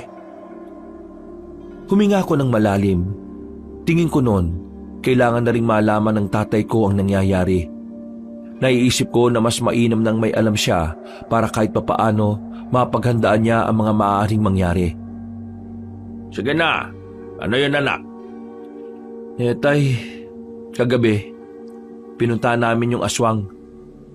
Doon sa kuweba. Nakalaban namin, kasama ko si Garit Piting. Ba't tarantadong batang to ah? Bakit yun naman ginawa yon? Diyos ko ka, paano kung napahama kayo ron? Alam nyo naman na hindi basta-basta yung nilalang na yun, hindi ba? Yung kapatid kasi ni Gary na nagkakaroon ng mga pangitain, pinagbasihan namin yun. Nakita kasi sa pangitain ni Romer na may mamamatay raw dito sa atin. Kaya uunahan na lang sana namin. Pero ang nangyari, muntikan na kaming madali. Buti na lang may dumating na matandang albularyo. Niligtas niya kami. Nako, buti na lang talaga. Kung hindi, baka mamaya sa morgue na kita puntahan. Maraming alam yung matandang albularyo, Tay. Meron siyang sinasabi, yung parato, bagay na nasa ilalim daw ng ribulto ng mga aswang. At yung parato, parang kagaya siya ng sa atin. Yung nilalagyan ng abon ng mga namatay nating mahal sa buhay. Pero sa kanila, lalagyan daw ng kaluluwa. Nawala na yun sa ribulto. At ang hinala ng albularyo, napasama yun sa mga kinuwang ginto. Kasi ginto rin daw yun. Parato? Ngayon ko lang narinig ang salitang yan ah. Ang parato ay galing daw sa libro ng mga aswang. Nandun daw yun nakasulat. Ang kaso, hindi namin alam kung ano yung itsura ng parato. Kung gaano kalaki o kung gaano kalapad o kabigat. Basta, parato. Kapag daw hindi na ibalik yung sa ribulto ng mga aswang, mayayari tayo. Pwede raw madamay ang mga inosenteng buhay. Saan naman kasi natin hahanapin yung parato na yon? Yun nga ho ang problema. Nasaan?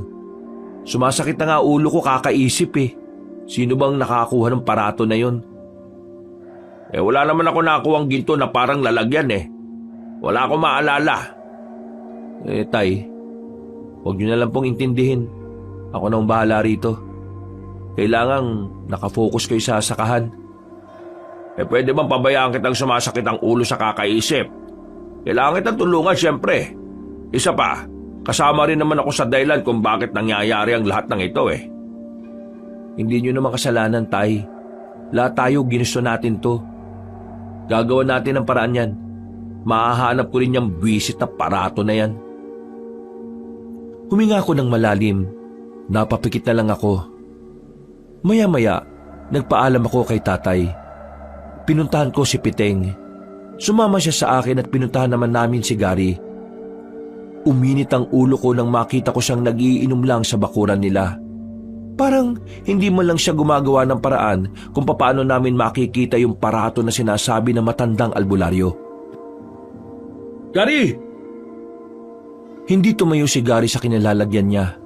Kaya naman ako na mismo ang lumapit sa kanya.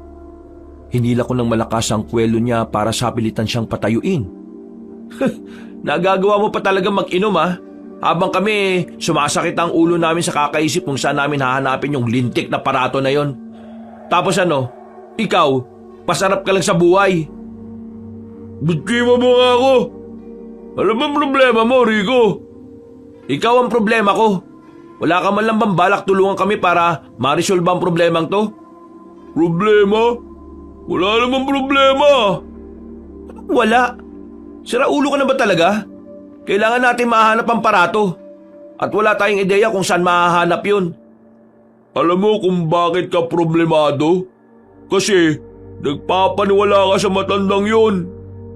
Gary, pre, seryosohin mo naman tong sinasabi namin. Para din naman to sa... Isa ka pa! naimpluwensyahan ka na nito ni Rico.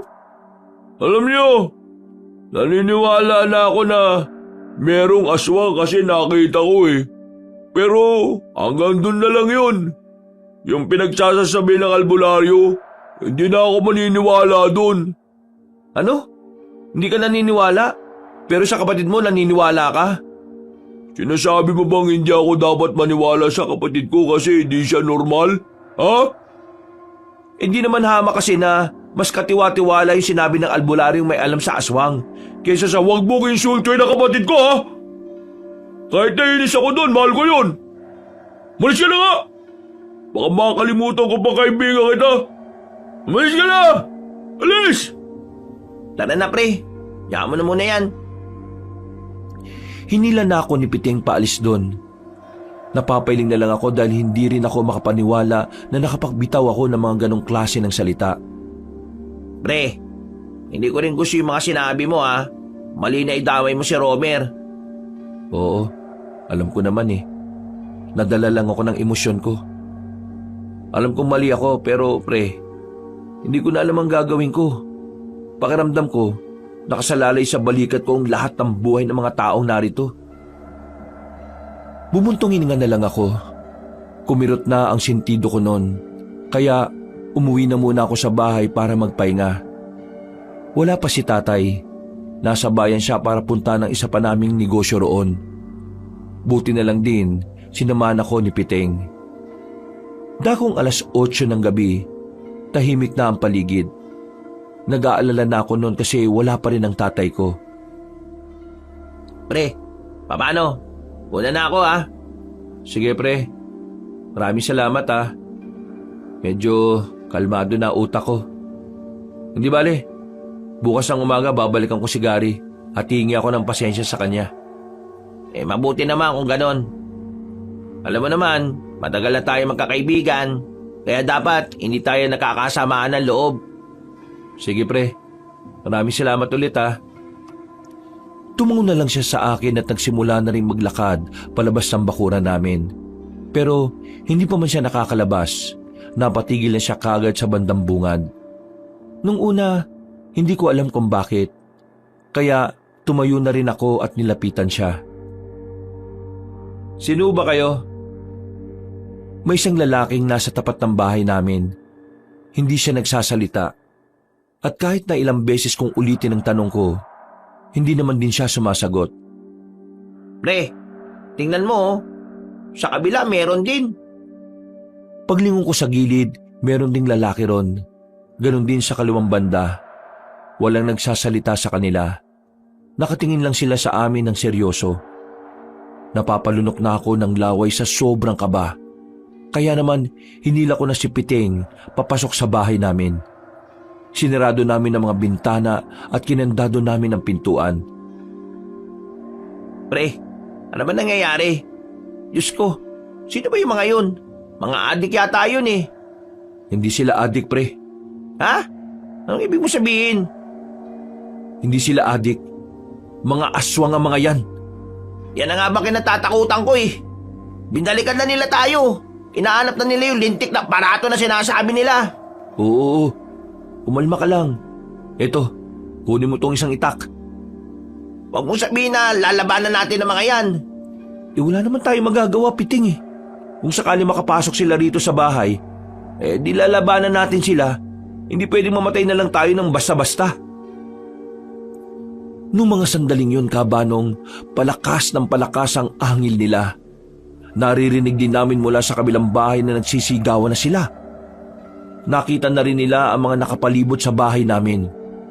Kahit na kinakabahan at nangingilabot, pinipilit naming malakasan ang aming loob.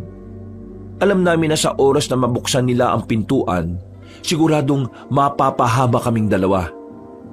Pre, anong gagawin natin? Manahimik ka nga muna. Mas lalo ako hindi makapag-isip sa iyo eh. Tulungan mo ako. Iarang natin ang lamesa. Dali! Pinagtulungan namin buhatin ang lamesa at saka inilagay sa pintuan. Nagtungo rin ako sa kusina para kumuha ng maraming asin. Isinaboy namin yon sa siwang ng pintuan. Narinig namin na parabang naapektuhan ng mga nilalang na yon. Kaya nagkaroon kami ng lakas ng loob na sabuyan pa sila ng sabuyan. Binuksan ko ng bahagya ang bintana. Binuhos ko ang asin doon. Hindi sila makalapit sa parting yon. Kaya naman, naisipan ko rin na ibuhos pa ang ibang asin sa palibot ng bahay namin. Para kung sakali makapasok sila, ay hindi naman sila makalapit. Naging epektibo naman ang mga naisip namin. Tumigil ang pag-angil nila, pero nanatili lang kami sa loob ng bahay. Ano? Mga duwag pala kayo, mga aswang kayo eh. Uy, wag mo nang asarin. Baka mas lumakas pa sila kapag naasar sila eh. Wisit kasi yung mga yan eh. Kanina pa ako kinakabahan eh. Buong akala namin noon ay umalis na sila, Kabanong. Pero muli na namang dumaloy ang kaba namin nang bigla na namang umangil sila ng umangil. Mas malakas at parang mas gigil na sila sa mga sandaling yon. Pero narinig namin sa labas na parang may dumating. Nabuhayan kami ng loob ng mapagtantong boses ni Mang Juan ang narinig naming nagsasalita. Mabuti naman at lumitaw na rin kayo. Hindi na ako mahirapan pang maghanap sa mga salot. Tumagal ng halos 5 minuto. Tumakas na ang mga aswang. Iniwasan nilang kalabanin si Mang Juan, na parabang alam ng mga nilalang na yon na ikamamatay lang nila kung hindi sila aalis. Buksan niyo ito. Ako ito, si Mang Juan. Nagmamadali naming inalis ang lamesang nakaharang. Nakita namin si Mang Juan na nagpupunas na ng itak niya. Parabang hindi man lang siya kinabahan. Normal lang ang kilos niya. Ano? Ayos lang ba kayo? Paano mo napalayas yung mga salot na yun?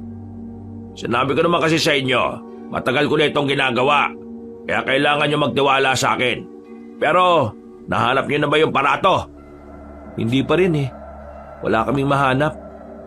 Kailangan na natin hanapin yon. Nakita nyo naman, bumaba na ang mga aswang dito. Ibig sabihin lang nun, alam na ng mga nilalang na yun na nawawala ang parato nila. Kayo ho, may ideya na ba kayo kung anong itsura ng parato? Wala pa rin eh. Basta ang alam ko lang, ha? Natigil ang pag-uusap namin nang biglang makarinig kami ng malakas na sigaw mula sa hindi kalayuan. Mga tinig ng mga kalugar namin na humihingi na ng tulong. Tumakbo kami patungo roon kasama si Mang Juan, pero huli na nang dumating kami. Wala nang malakas na tinig. Inabutan na lang namin na wala nang buhay ang mga tao sa loob ng bahay. Duguan ang sahig. Nakabulagta ang mga naroon. Maraming kalmot sa katawan at halos sumiwalay ang lasog-lasog na katawan. Wisit! Napaka-brutal naman ito! Ito na sinasabi ko. Ito na kinatatakutan ko. Gumagawa na sila ng hakbang para pagbayarin ng mga tao. Ang lahat ng ito ay nangyayari dahil sa kasakiman ninyong mga taga rito. Hindi ako nakapagsalita, Kaabanong. Aminado naman ako na isa ako sa dahilan kung bakit nangyayari ang kaguluhan na yon. Napabuntong hininga na lang ako. Nararamdaman ko ang konsyensya sa kalooban ko kaya napapayuko na lang din kaming dalawa ni Piting. Pero hindi pa naman huli ang lahat. Ang una niyong gawin, sabihin ng barangay, ipaalam ang tunay na sitwasyon ng inyong lugar. Kailangan malaman ng mga taga rito na may mga aswang na magdudulot ang panganib sa buhay ng lahat. Bilisan niyo na! Kumilos na kayo! Wala na kaming sinayin ng pagkakataon. Tumakbo na kami patungong barangay at saka sinabi ang mga nangyari. Naniwala naman sila na mga aswang ang pumaslang sa mga biktima. Pero bigla nila akong sinisi at ang tatay ko. At dahil doon, maging ang ibang mga taga sa amin ay galit na rin sa amin ni tatay. Pre, tingin ko, kailangan nyo munang umalis dito. Galit sa inyo mga tao eh. Ayaw sinisisi kung bakit nangyari ang lahat ng ito. Ha? Bakit ako? Nakinabang din naman lahat sila dito ah. Kung saan na, hindi sila nakihati. Hindi naman sila babalikan ng mga aswang eh. Oo nga, nandun na tayo. May kasalanan nga rin sila. Kami. Pero pre, ang sinasabi ko, wala kang magagawa ngayon. Kahit ipaliwanag mo sa kanila, hindi kanila pakikinggan dahil galit sila sa'yo. Mapapahamak lang kayo ng tatay mo. Pero wala pa si tatay eh. Hindi ko alam kung anong nangyari sa kanya. Hintayin mo na lang siya sa bahay nyo. Kapag dumating ang tatay mo, saka kayo umalis. Magpalamig muna kayo sa ibang lugar. Masama ang kutob ko, pakiramdam ko, kayo ang pagbubuntanan ng mga tao rito eh. Tinapi ko na lang si Piting sa balikat. Naghiwalay na kami ng landas nang lumiko na kami sa isang kanto. Agad ako umuwi sa amin. Dismayado ako nang mapagtantong wala pa rin ang tatay ko. Hindi ako mapakali. Sobrang nag-aalala ko para sa ama ko. Sinimulan ko na nga rin mag-impake noon. Ay nako, bira naman si tatay oh. Kung kailan nangyayari ang lahat ng ito, saka naman hindi mahanap. Nang sumilip ako ulit sa labas, nakahinga na ako ng maluwag nang makita ang tatay ko na kapapasok lang ng bakuran. Bakas ang taranta sa mukha niya. Rico, ano nangyari? Bakit galit sa akin yung mga taong naroon sa bandang unahan? May inatake ang mga aswang, tay. Isang pamilya. Pinatay ng mga aswang ngayon. Galit sa atin ng mga tao dito sa atin. Tayong sinisisi nila eh. Sinasabi nila na kung hindi natin kinuha yung ginto, wala sanang ginto na paghahati-hatian. Abat, siraulo pala sila eh. Kung hindi sila nakiepal at kumuha ng daladala natin, di sana hindi sila madadamay. Di sana tayo lang ang nasa panganib ng mga buhay ngayon. At hindi na tayo mahirapan pang isipin kung kanino napunta yung aparato. Aparato ba yun? Aparato? Wala na tayong oras, tay. Kailangan na muna nating umalis dito bago pa sila makaisip na pagbayarin tayo. Tama, bakit naman tayo aalis? Wala naman tayo kasalanan, Rica. May kasalanan man tayo o wala, kailangan nating lumayo muna rito, tay. Wala na silang pakikinggan eh. Tayo ang sasaktan nila kasi tayo lang ang kaya nila. Mas uunahin pa nila tayo kaysa sa mga aswang. Mga siraulo. Teka, sandali lang. Bakit na naman? Yung mga ginto ko sa ilalim ng papag. Wag na. Sapat na yung meron tayo. Umalis na tayo. Wala nang nagawa ang tatay ko nang hawakan ko siya sa braso at sapilitan ko siyang hinila palabas ng bakura namin. Baka sa mukha niya ang panghihinayang, pero hindi ko na talaga hinayaang dalhin niya pa ang mga gintong hindi naman talaga sa amin. Pero habang naglalakad kami palabas ng baryo namin, nakita kami ng mga kalugar namin. Alam nilang aalis kami, kaya inalarma na nila ang iba pa naming kabaryo. Buwisit, tay! Takbo na! Birang buhay naman ka, Hawak-hawak ko si tatay sa braso habang tumatakbo kami. Pumasok kami sa iskinita. Madilim ang parting yon kaya doon na muna kami nagtago. Nang malagpasan na kami ng mga tao, lumuwag ng bagya ang paghinga namin, pero hindi pa raw natatapos ang lahat. Mahirapan kami makalabas ng lugar namin dahil nagising ang mga residente. Kasalanan ko to eh. Tay, hindi to ang tamang oras para magsisihan. Tulungan mo na lang ako makapag-isip kung paano tayo makakaalis dito. Halos 10 minuto rin kaming nakatago sa dilim sa parting yon. Pagsilip ko, wala na mga tao. Malayo sila sa amin kaya nilakasan namin ni tatay ang loob. Bilis, tay! Bilis! Teka, sandali lang naman. Matanda kasama mo. Hindi pa kami nakakalayo. Natanong na namin ang isa pang grupo ng mga residente. May dala silang mga sulo. Hindi ko alam kung kami ba ang tutugisin nila o ang mga aswang. Pero kahit na hindi naman nila kami nakikita, gumilid kami ulit ni tatay. Mukhang mahihirapan tayo, tay. Kasi ang tanda ko na, mabagal akong kumilos. Kung ikaw na lang kaya mauna, anak. Ha? Hindi ko kayo iiwan, no? Bakit ko kayo iiwanan? Hindi pwede. Matanda na nga ako. Magiging pabigat lang ako sa magtakas mo. Wala akong pakialam kung magiging pabigat ka. Isasama kita kahit dalawa pa tayo mapahamak dito. Talagang hindi mo ako kayang iwan eh, no? Paano na lang kung mawala na ako? Paano ka na? Tay, matatanggap ko naman na kailangan kong mabuhay mag-isa balang araw. Pero hindi ko matatanggap kung mamamatay ka sa kamay ng mga kalugar natin. Mas lalo na sa kamay ng mga aswang. Kaya isasama kita kahit saan. Kung sa bagay, hindi mo nga ako iniwan kahit na wala akong shot at hindi pa ako nakakapaghugas ng puwet eh. Baho mo nga tayo nun eh. Buti nakahanap ako ng malapad na dahon. Nagawa pa naming matawan ng mga oras na yon. Pero naging seryoso kami ulit nang matanaw namin na parami na ng parami ang mga taong nagtitipon. Sinisigaw nila ang pagtugis sa mga aswang. Pero sinisigaw din nila ang paninisi sa amin ni tatay. Tama! Ang alin?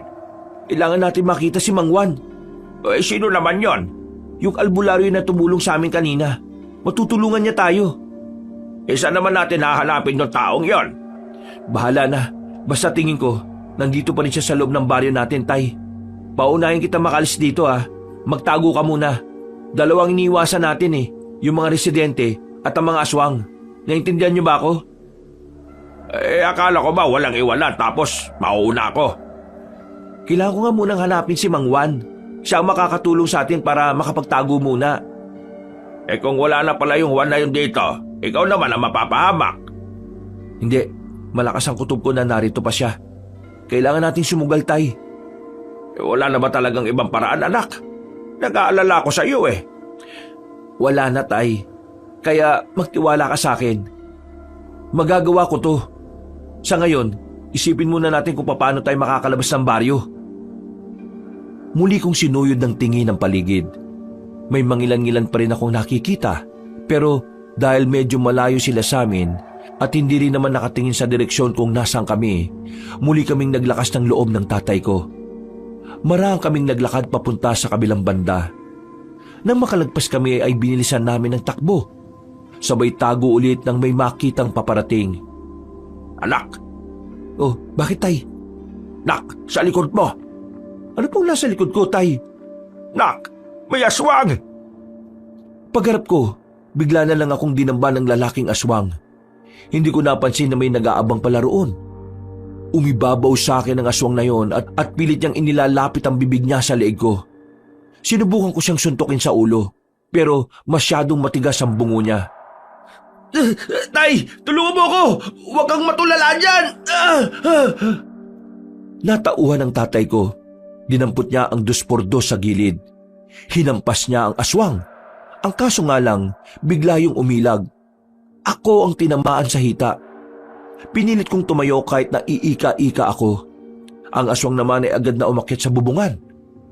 Ilang sandali lang, narinig na lang namin na may mga tao nang nakakita sa aswang na yon. Agad kaming sumiksik ng tatay ko sa sulok ng bahay. Nagkagulo sila dahil sa aswang. Hinabol nila yon habang kami naman kumuha lang ng tamang pagkakataon. Lumabas kami ulit nang masigurong wala ng mga residente. At habang papatakas kami, bigla na lang merong umilas sa aming dalawa papunta sa dilim. Shh! Huwag kayo maingay! Ha? Mang Juan! Sinabi nang huwag maingay Nanahimik kaming dalawa ni tatay. Pinalagpas lang namin ang mga tanod at ang kapitan namin na may mga dalang pamalo. Nang makalayo na sila, ay saka na kami nakahinga ng maluwag. Buti naman natahanap nyo kagad kami. Wala kami ibang matatakbuhan Ikaw lang. Tutulungan ko kayo. Papatayin kayo ng mga yun Sira ulo, di ba? Ikaw pala yung albularyo na tumulong sa anak ko. Rico, meron pa tayong isang problema. Ano ho yun? May mga aswang dito sa baryo nyo at hindi pa sila umaalis. Hindi ko alam kung kailan sila lalabas at hindi ko rin sila makita. Kung sana magkaisa mga tao na tugisin sila, kakailanganin ko sana ng tulong nila. Hindi ko kaya mga aswang kung mag-isa lang ako. Anong binabalak nyo? Wala akong magagawa. Kailangan muna nating iwan ang baryo na ito. Hindi ko pwedeng isugal ang buhay ko kagad. Kapag ako nawala, wala nang haharap sa kanila. Kaya mag-iisip muna ako ng mas magandang plano. At susubukan ko rin makausap ang iba pang albularyo na samahan ako sa laban kontra sa aswang dito. Noong mga sandaling yon, nagpahinga na muna kami sa kinalalagyan namin. Makalipas lang ang halos 10 minuto ay lumabas na rin kami. Dahil abala na ang mga residente sa pagtugi sa mga aswang, nagawa na namin makalayo roon. Hindi na kami sa pinakabungad dumaan. Pumasok na lang kami basta sa kagubatan. Malakas na rin naman ang loob ko noon dahil kasama na namin si Mang Juan. Nag-aalala ako kay Gary at Piting. Ayos lang kaya sila? Bukas na umaga, sasamahan mo akong bumalik para makibalita. Siyempre, hindi ka dapat magpakilala. Itong dalawang mong kaibigan, kumbinsihin mo na sumama sa atin. Kung sakali man kasing hindi pumayag ang mga kakilala kong albularyo, bubuo na lang tayo ng grupo. Akong bahala sa inyo, tuturuan ko kayo. Tuturuan mo kaming lumaban sa mga aswang? Delikado naman yata yun, Diyos ka. Pero mas maganda nang matuto kayo lumaban kaysa naman habang buhay ka lang na umiiwas sa kanila. Kagaya na lang kanina, wala kayong magawa. Kung hindi tayo nagkasama, baka wala na kayo. Baka dinumog na kayo ng mga kalugar ninyo. Baka nalapa pa kayo ng mga aswang. Tay, tingin ko tama si Mang Juan. Kailangan talaga natin matuto. Kung hindi, mamamatay na lang tayo ng walang saysay. Narating namin ang bahay ni Mang Juan sa paanan ng bundok. Halos 1 oras ding lakaran mula sa baryo namin. Simple lang ang tirahan ni Mang Juan pero maaliwalas. Doon na rin kami nagpalipas ng gabi. Sa kabila ng mga nangyari, nakatulog naman kami ni tatay na maayos. Ramdam na ramdam kasi namin ang matinding pagod. Dakong 7:00 na ng umaga nang magising kami. Paglabas namin ng bahay ay nakapaganda na pala si Mang Juan ng pang-almusal namin. Okay na. Maya-maya alis na rin tayo, Rico. Ay, siya nga pala. Kanina madaling araw, nakausap ko na yung mga kapwa ko albularyo. Medyo marami-rami ang pumayag na sumama sa atin. Kaya mamayang gabi, babalikan tayo sa baryo ninyo para magbantay. Sa ngayon, kukuha na muna tayo ng update doon. Hindi ba ako pwedeng sumama dyan? Pasensya na pre. Pero hindi. Mas mainam ka nang narito ka lang. Kami nang bahala ng anak mo. Huwag ka mag-alala. Hindi naman mapapahamak itong si Rico eh. At saka, nawalan na ako ng oras na turuan kayo makipaglaban. Kailangan na natin magmadali. Si Rico ang isasama ko dahil mas mabilis siya. Kahit hindi ko maturuan ngayon, sapat na ang bilis niya para makasabay. Tumango na lang si tatay. Pero baka sa mukha niya na gustong-gusto niyang sumama. Matapos namin kumain, iniwan na rin namin si tatay roon. Nagsuot lang ako ng itim na sombrero at jacket na may panabong sa ulo. Hindi nagtagal, narating na rin namin ang baryo namin. Sa bungad pa lang, kinakabahan ako. Lalo na nang marinig ko mga nag-iiyakan. Nadaanan namin ang mga bangkay ng biktima ng mga aswang. Hindi lang pala yung pamilyang nakita namin ang biniktima ng mga nilalang na yon, kundi mas marami pa. Huwag ka magpapalata. Kalma. Kumilos ka lang ng normal. Kapag nakilala ka nila, siguradong todas ka. Nakikita mo naman kung paano sila maging emosyonal. Nakayuko lang ako habang naglalakad kami. Nilalakyan ko na lang ang hakbang para malagpasan namin sila. Nang matanong ko na ang bahay nila Piting, tumakbo na ako palapit. Piting! Halika dito! Tarantado ka talaga. Bakit ka pa bumalik dito? Hindi ba sinabi ko sa inyo na galit na galit sila sa inyo ng tatay mo? Kayo ang sinisisi ng pagkawala ng maraming buhay dito. Oo, alam ko yun. Alam mo naman palang sinaulo ka, bakit bumalik ka pa? At kasama mo pa pala si Mang Juan. Nandito kami dahil kailangan naming makibalita. Pwede bang pumasok sa bahay ninyo? Bilisan nyo, abang wala pa sila nanay at tatay. Dali! Pare, anong balita rito bukod dun sa mga nabiktima? Matapos manggulo yung mga aswang kagabi, lumabas sila at kinausap si Kapitan. Matandang babae leader nila. Pinapahanap nila kay Kapitan yung parato. At kapag hindi raw nahanap ang parato bago mag 9 ng gabi, lahat daw ng tao rito mamamatay. Yung ibang residente rito, kaalis lang kanina. Pero marami-rami pa rin ang nanatili rito. Sila nanay at tatay. Pagbalik nila mamaya, mag-iimpakin na rin sila. Aalis na rin kami rito bago pa kami mamatay.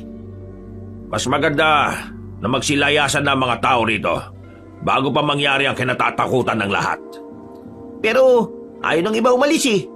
Halos 80% pa rin ang matatapang at gustong labanan ng mga aswang. Kahit si Kapitan, matigas din ang ulo niya. Akala niya kakayanin nila yung mga aswang eh. Kung makita nyo lang kagabi kung paano sila pumaslang, brutal. Tapos ang bibilis pa nilang gumapang at ang tataas tumalon. Paparating dito mamaya mga kasama kong albularyo. Tutulong sila sa mga tao rito. Pero kailangan ko pa rin ng koordinasyon ng mga tao rito. Kung hindi sila makikinig sa akin, siguradong walang mangyayari. Mamamatay tayong lahat. Kailangan natin ng matalinong taktika. Kailangan ko sila makausap. Anong plano niyo, Mang Juan? Dito ka lang, Rico. Piting, itago mo muna siya rito. Kakausapin ko lang si Kapitan. Umalis si Mang Juan. Naiwan ako roong nilalamon pa rin ng kaba.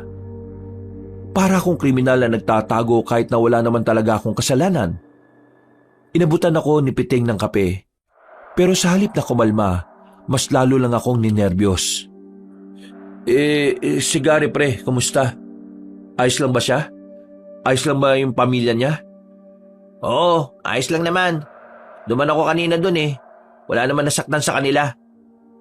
Gusto ko siya makausap. Huwag ngayon pre. Yung nanay at tatay nun, kayo sinisisi sa lahat ng mga nangyari. Kapag nakita ka ron, yari ka. Tawagin mo kaya, papuntay mo dito. Hindi pa rin pwede. Kahit ako, umiiwas din ako lumabas-labas eh. Alam ng mga tao na magkakaibigan tayo. Kaya yung iba, tinatanong ako kung alam ko kung nasaan ka. Ay nako, pasensya na pre ah. Mukhang nadadamay pa kayo sa gulong ito. Ano ka ba? Hindi nyo naman kasalanan eh. Isa pa, damay naman talaga tayong lahat kasi nakinabang din naman kami.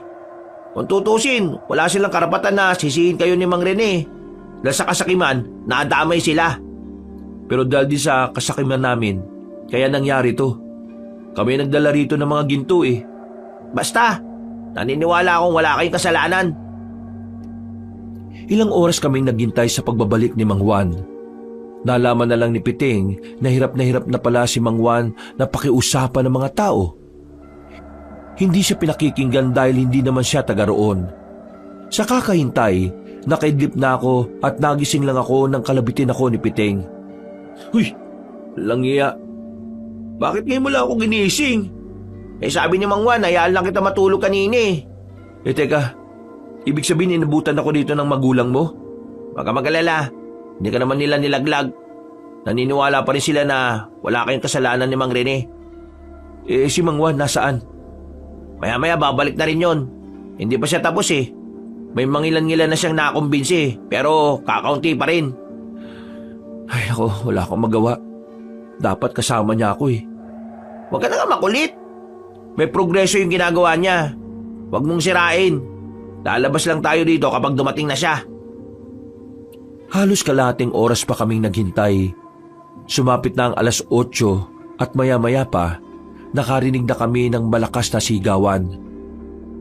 Sinasabayan nyo ng mga angil na mga mababangis na nilalang. Yun ang hudyat ng kaguluhan. Kinuha ko na kagad ang itak na daladala ko. Hindi pwedeng nagtatago lang ako dito. Lumabas ako ng bahay nila Piting Kabanong. Wala na akong pakialam kung makita ako ng mga kalugar namin. Ang nasa isip ko lang ng mga sandaling yon ay matulungan si Mang Juan sa pakikipaglaban sa mga aswang. Doon nanggagaling yung angil ng mga aswang. Kinumbok namin ang direksyon na tinuro ni Piting. Pagdating namin doon, nakita namin ang mababangis na nilalang na kinakalaban na ng mga tao. Walang kalaban-laban ng mga naroon. Unti-unti silang nalalagas habang pinagpipiestahan ng mga aswang ang katawan nila. Sa isang iglap, ang tapang na inipon ko ay bigla na lang nawala. Parang naglaho ang lakas ng loob ko. Nanlambot bigla ang tuhod ko. Natulala, nabalisa. Hindi ko na alam ang gagawin. Pre, naririnig mo ba ako? Sabi ko, hindi natin kakayanin ng mga yan. Kailangan muna natin hanapin si Mang Juan at hintayin ang mga kasamaan niya. Oo, naririnig kita. Ayos ka lang ba? Uy, relax ka lang. Anong gagawin natin? Hanapin nga muna natin si Mang Juan. Hindi ka pa rin ba matauhan? Eto, amuin mo. Visit ka, bawo, ano yun? Amoy ng pet ko. O di ba, naimasmasa ka na? Sumunod ka na lang sa akin, dali! Maingat kaming naglakad ni Piting habang nangyayaring kaguluhan sa pagitan ng mga aswang at ng mga tao. Hinahanap namin si Mang Juan pero dahil malaki ang baryo namin, hindi namin agad siya makita. Pagliko namin sa isang iskinita, napatigil kami nang meron na kaming makasalubong na isang aswang. Naglalawa sa laway ang bibig nito. Nanlilisik din ang mga mata. Palagay ko, masarap na pagkain kami sa paningin niya. Bigla siyang umatake. Nagkatulakan pa kami ni Piting. Kaya hindi pa nakakalapit ang aswang, nakabalandra na kami. Napatigil ang aswang sa gulat dahil sa ginawa namin. Sinamantala namin yung para agad na makabangon. Ilang beses naming sinubukan na matamaan siya ng taga pero marunong siyang makailag. Magaling siyang umiwas. Hindi siya magaling. Tatanga-tanga lang talaga tayo.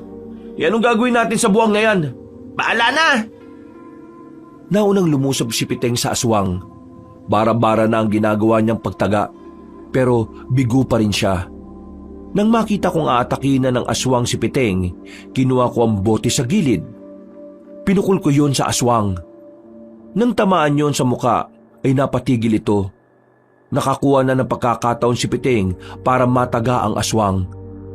Tinamaan niya yon sa ulo kaya agad itong bumulagta. Pre, sa ulo! Sa ulo natin siya dapat birahin! Sige, sa ulo! Ang galing ng pagbato mo ron, pre ah. Pero, wag mo na kulitin ah.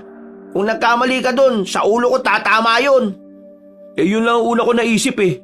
Akala ko kasi mamamatay ka na. Tara na pre, hanapin na natin si Mang Juan. Dahil nakapatay na kami ng aswang nung sandaling yon, nagkaroon na rin kami ng lakas ng loob para lumabas. Habang nagkakagulo sa baryo, pasimple kaming tumakbo para lagpasan ng mga yon. Pero muli kaming napatago nang makitang dumating na ang mas maraming aswang. Natanaw namin na matandang babae na sinasabi nilang pinuno ng mga yon. Nako, naloko na. Paano natin mahanap si Mang Juan nito? Saan ba kasi natin mahanap yung parato para tumigil na sila? Buwisit naman oh. Baka naman kasi napunta dun sa mga armadong lalaki. Hindi. Teka. Isipin ko ah. Parang meron akong nakita eh. May naalala ko. Sandali. Ano? Anong naalala mo? Teka nga lang kasi. Huwag kang magulo. Nag-iisip ako eh. Basta ang sabi ni Mang Juan, parang lalagyan daw yun. Oo nga. Ang kulit mo naman eh. Manahimik ka nga muna pre. Niisip ko pa kung saan ko nakita. Pinikit ko ang mga mata ko. Bigla ko na lang naalala na parang meron akong nahawakan na kakaibang bagay na kulay ginto. At maya-maya lang, naalala ko na kung ano yon. Alam ko na! Alam ko na kung nasan yung punyemas na aparato na yon. Ha? Nasaan? Nasa bahay lang namin. Naalala ko, meron ako nakitang parang garapon na ginto rin. Naitago ko yun sa ilalim ng papag ko. Kailangan ko makuha yun para maibigay na sa kanila. Para itigil na nila yung mga ginagawa nila. O yan ang gagawin mo. Uuwi ka. Paano kung makita ka ng mga residente dyan? O kaya yung aswang? Tingnan mo oh. Kapag lumabas ka rito, makikita ka kagad nila. Wala na akong pakialam. Kailangan ko sumugal pre. Kung hindi, mas marami pang buhay ang mawawala. Dito ka lang. Ako nang bahala. Uy! Wisit ka! Teka! Wala nang nagawa si Piteng nang tumakbo na ako palabas sa pinagtataguan namin, Kabanong. Karipas ang ginawa ko para lang makarating agad sa bahay namin. Pero sa kasamaang palad, nakita ko ng mga aswang. Pati na rin ang matandang babae na pinuno ng mga aswang. Pero wala akong pakialam. Ang tanging nasa isip ko ay ang makuha ang parato at maibalik na sa kanila. Matagumpay ako nakarating at agad kong kinuha ang parato sa ilalim ng papag ko. Napangiti na lang ako kasi akala ko matitigil na ang kaguluhan. Palabas na sana ako ng bakuran nang biglang dumating ang matandang babae. Kasama niya ang iba pang aswang. Nanlilisik ang kanilang mga mata. Ramdam na ramdam ko sa kanila ang gigil. Huwag niyo ako sasaktan. Nakita ko na yung hinahanap niyo. Di ba ito yon? Parato ba ang tawag dito? Ito oh. Binabalik ko na. Paglapastangan sa kultura at paniniwalang espiritual ang ginawa niyong mga tao. Mga wala kayong moral. Teka lang. Hindi mo naman kailangan magalit. Ito na nga oh. Di ba ito naman ang dahilan kung bakit kayo narito? Ito na, kunin nyo na. Kahit ibalik mo ang parato, hindi nyo na may babalik ang sinira nyong dangal na mga namayapa naming mahal sa buhay. Niyurakan ninyo ang kanilang mga kaluluwa. Ninakawan, pinagsamantalahan at sinaktan nyo pa ang nagbabantay sa kanilang mga kaluluwa. Walang kapatawaran ang ginawa nyo. Tunay nga na mga tao ay tunay na mga demonyo. Teka, sandali. Hindi naman kami ang nagnakaw talaga eh. Nakuha lang naman namin yung mga kayamanan doon sa leader ng mga armado. Paano mo nasabi na hindi nyo ninakaw? Buong baryo nyo ang nakinabang. Hindi lang ito tungkol sa parato at sa mga kayamanan na kinuha nyo. Tungkol na ito sa pambabastos niyo sa aming lahi. Kaya humanda kayo ngayong gabi. Lalong-lalo ka na nagtago ng parato na yan. Pipira-pirasuhin ka namin. Mga kasama, paslangin niyo ang binatang yan! Nanigas na lang ako sa kinatatayuan ko nang makita kong palapit na sila sa akin. Para akong nilagnat sa sobrang takot. Buong akala ko kasi ay magiging maayos na rin ang lahat. Pero nagkamali ako. Napagilid ako nang makita kong may mga palasong tumarak sa mga aswang na nasa harapan ko. Kasunod noon ay nagpulasan na rin silang lahat. Pati ang matandang babae naghanap na rin ng mapagtataguan. Habang ako naman ay sumiksik lang sa gilid ng pintuan namin. Rico, ayos ka lang? Mang Juan? Wala nang silbi ang parato na yan. Gusto na talaga nilang burahin ng mga tao rito. Kaya lalabanan natin sila. Mga kasama, habulin niyo ang mga aswang! Umalis na sila, Mang Juan. Ako naman ay naiwan pa rin sa kinauupuan ko at habol-habol pa rin ang hininga. Nanlalambot pa rin ang tuhod ko ng mga sandaling yun. Ramdam na ramdam ko pa rin ang takot. Pumasok ako sa bahay. Hindi ko makalma ang kalooban ko kaya naisipan kong uminom na lang ng tubig. Pero laking gulat ko nang makita ko na ang matandang aswang sa loob. Hinintay lang pala niyang makaalis si Mang Juan. Ha? Paano ka nakapunta dito? Akala mo may hahayaan kitang mabuhay? Ikaw ang dahilan kung bakit may gulo. Ikaw ang may pasimuno ng lahat. Hindi totoo yan. Kung ano man ang mga narinig mo sa mga tao dito, mali yun. Wala akong tiwala sa mga tao. Kaya wala akong pakikinggan sa sasabihin mo. Humanda ka. Ako mismo ang lalapas sa... Sandali lang! Nagulat na lamang ako nang biglang lumabas si tatay mula sa kusina. Bitbit niya ang isang tabo ng asin.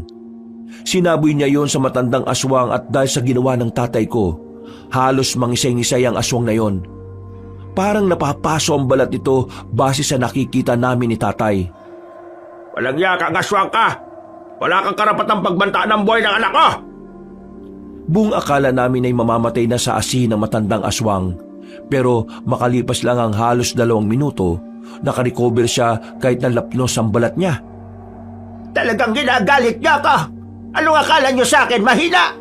Mamamatay lang sa asin? Mga hibang! Kinuha ko na ang itak sa gilid. Kahit na alam kong hindi ko kakayanin ng aswang na yon, humarang pa rin ako kay tatay para akong humarap. Tay, ako naman ang bahala sa inyo! Nagsimulang gumapang ang aswang at lumundag palapit sa amin. Pero laking gulat namin nang bigla namang lumitaw si Mang Juan sa pintuan. Tinaga niya matandang aswang sa binti. Nang mapadapa yun, hindi na nagdalawang isip si Mang Juan at tadtari ng taga. Pero nagawa pang makadistansya na matanda. Dumaan yun sa bintana. Tatakas pa sana matandang aswang pero hinabol ito ni Mang Juan. Merong kinuha si Mang Juan na kulay pilak na kutsilyo. Itinarak niya yun sa katawan ng matandang babae at ilang sandali lang, tuluyan ng nalagutan ng hininga ang aswang. Rico, bantayan mo ang tatay mo. Aasikasuhin lang namin yung mga natitira. Wala na itong pinuno. Madali na lang yung mga yon. Umalis si Mang Juan, pero kaming dalawa ng tatay ay nasa bahay lang. Natatanaw pa namin ang bangkay na matandang aswang na nakadapa sa lupa. Kahit na alam namin patay yun, hindi pa rin namin magawang maging kampante. Makalipas ang halos 1 oras, tuluyan na ring nawala ang mga angil ng aswang sa baryo namin. Isang senyales na ang mababangis na nilalang ay natalo na rin ang mga kasama ni Mang Juan. Tay, ligtas na tayo. Wala na kayong dapat ipag-alala. Wala na ba mga aswang? Wala na. Nang masiguro nila Mang Juan na napulbos na nila ang mga nilalang na yon, binalikan na rin nila kami. Kasama na rin nila si Piteng. Kinaumagahan, nangangamoy sunog sa baryo. Sabay-sabay kasing sinilaban ng katawan ng mga aswang. Ang mga residente naman, hindi pa rin nila kami napapatawad. Kami pa rin talaga ang sinisisi nila. Kahit na anong paliwanag namin sa kanila, ay galit pa rin sila sa amin. Ang maganda nga lang sa nangyari, hindi na sila marahas. Kaya naman, para makapamuhay kami ng tahimik ng tatay ko, naisipan na lang naming manirahan sa bayan. Sigurado na ba kayo? Hindi na talaga magbabago ang isipan nyo? Alam nyo naman, hindi na kami matanggap ng mga tao rito. Kaya mas maganda na rin siguro kung lalayo na lang kami. Pare, pasensya na pala sa inasal ko ha. Wala akong nagawa para tulungan kayo. Inuna ko pang maglaklak. Habang tulog ako, marami na palang napapahamak. Pare, wala kang kasalanan. Kami nga ni Piting na mulat, wala rin naman kaming nagawa eh. Ang sinasabi ko lang, hindi mo dapat sisihin ang sarili mo. Wala namang may gusto sa nangyari eh. Basta kayong dalawa, magpapakabait kayo ha. Makikita pa rin naman tayo eh. Pwede naman kayong pumunta sa amin kapag may oras kayo. Kailangan lang talaga namin tong gawin para na rin sa katahimikan nila.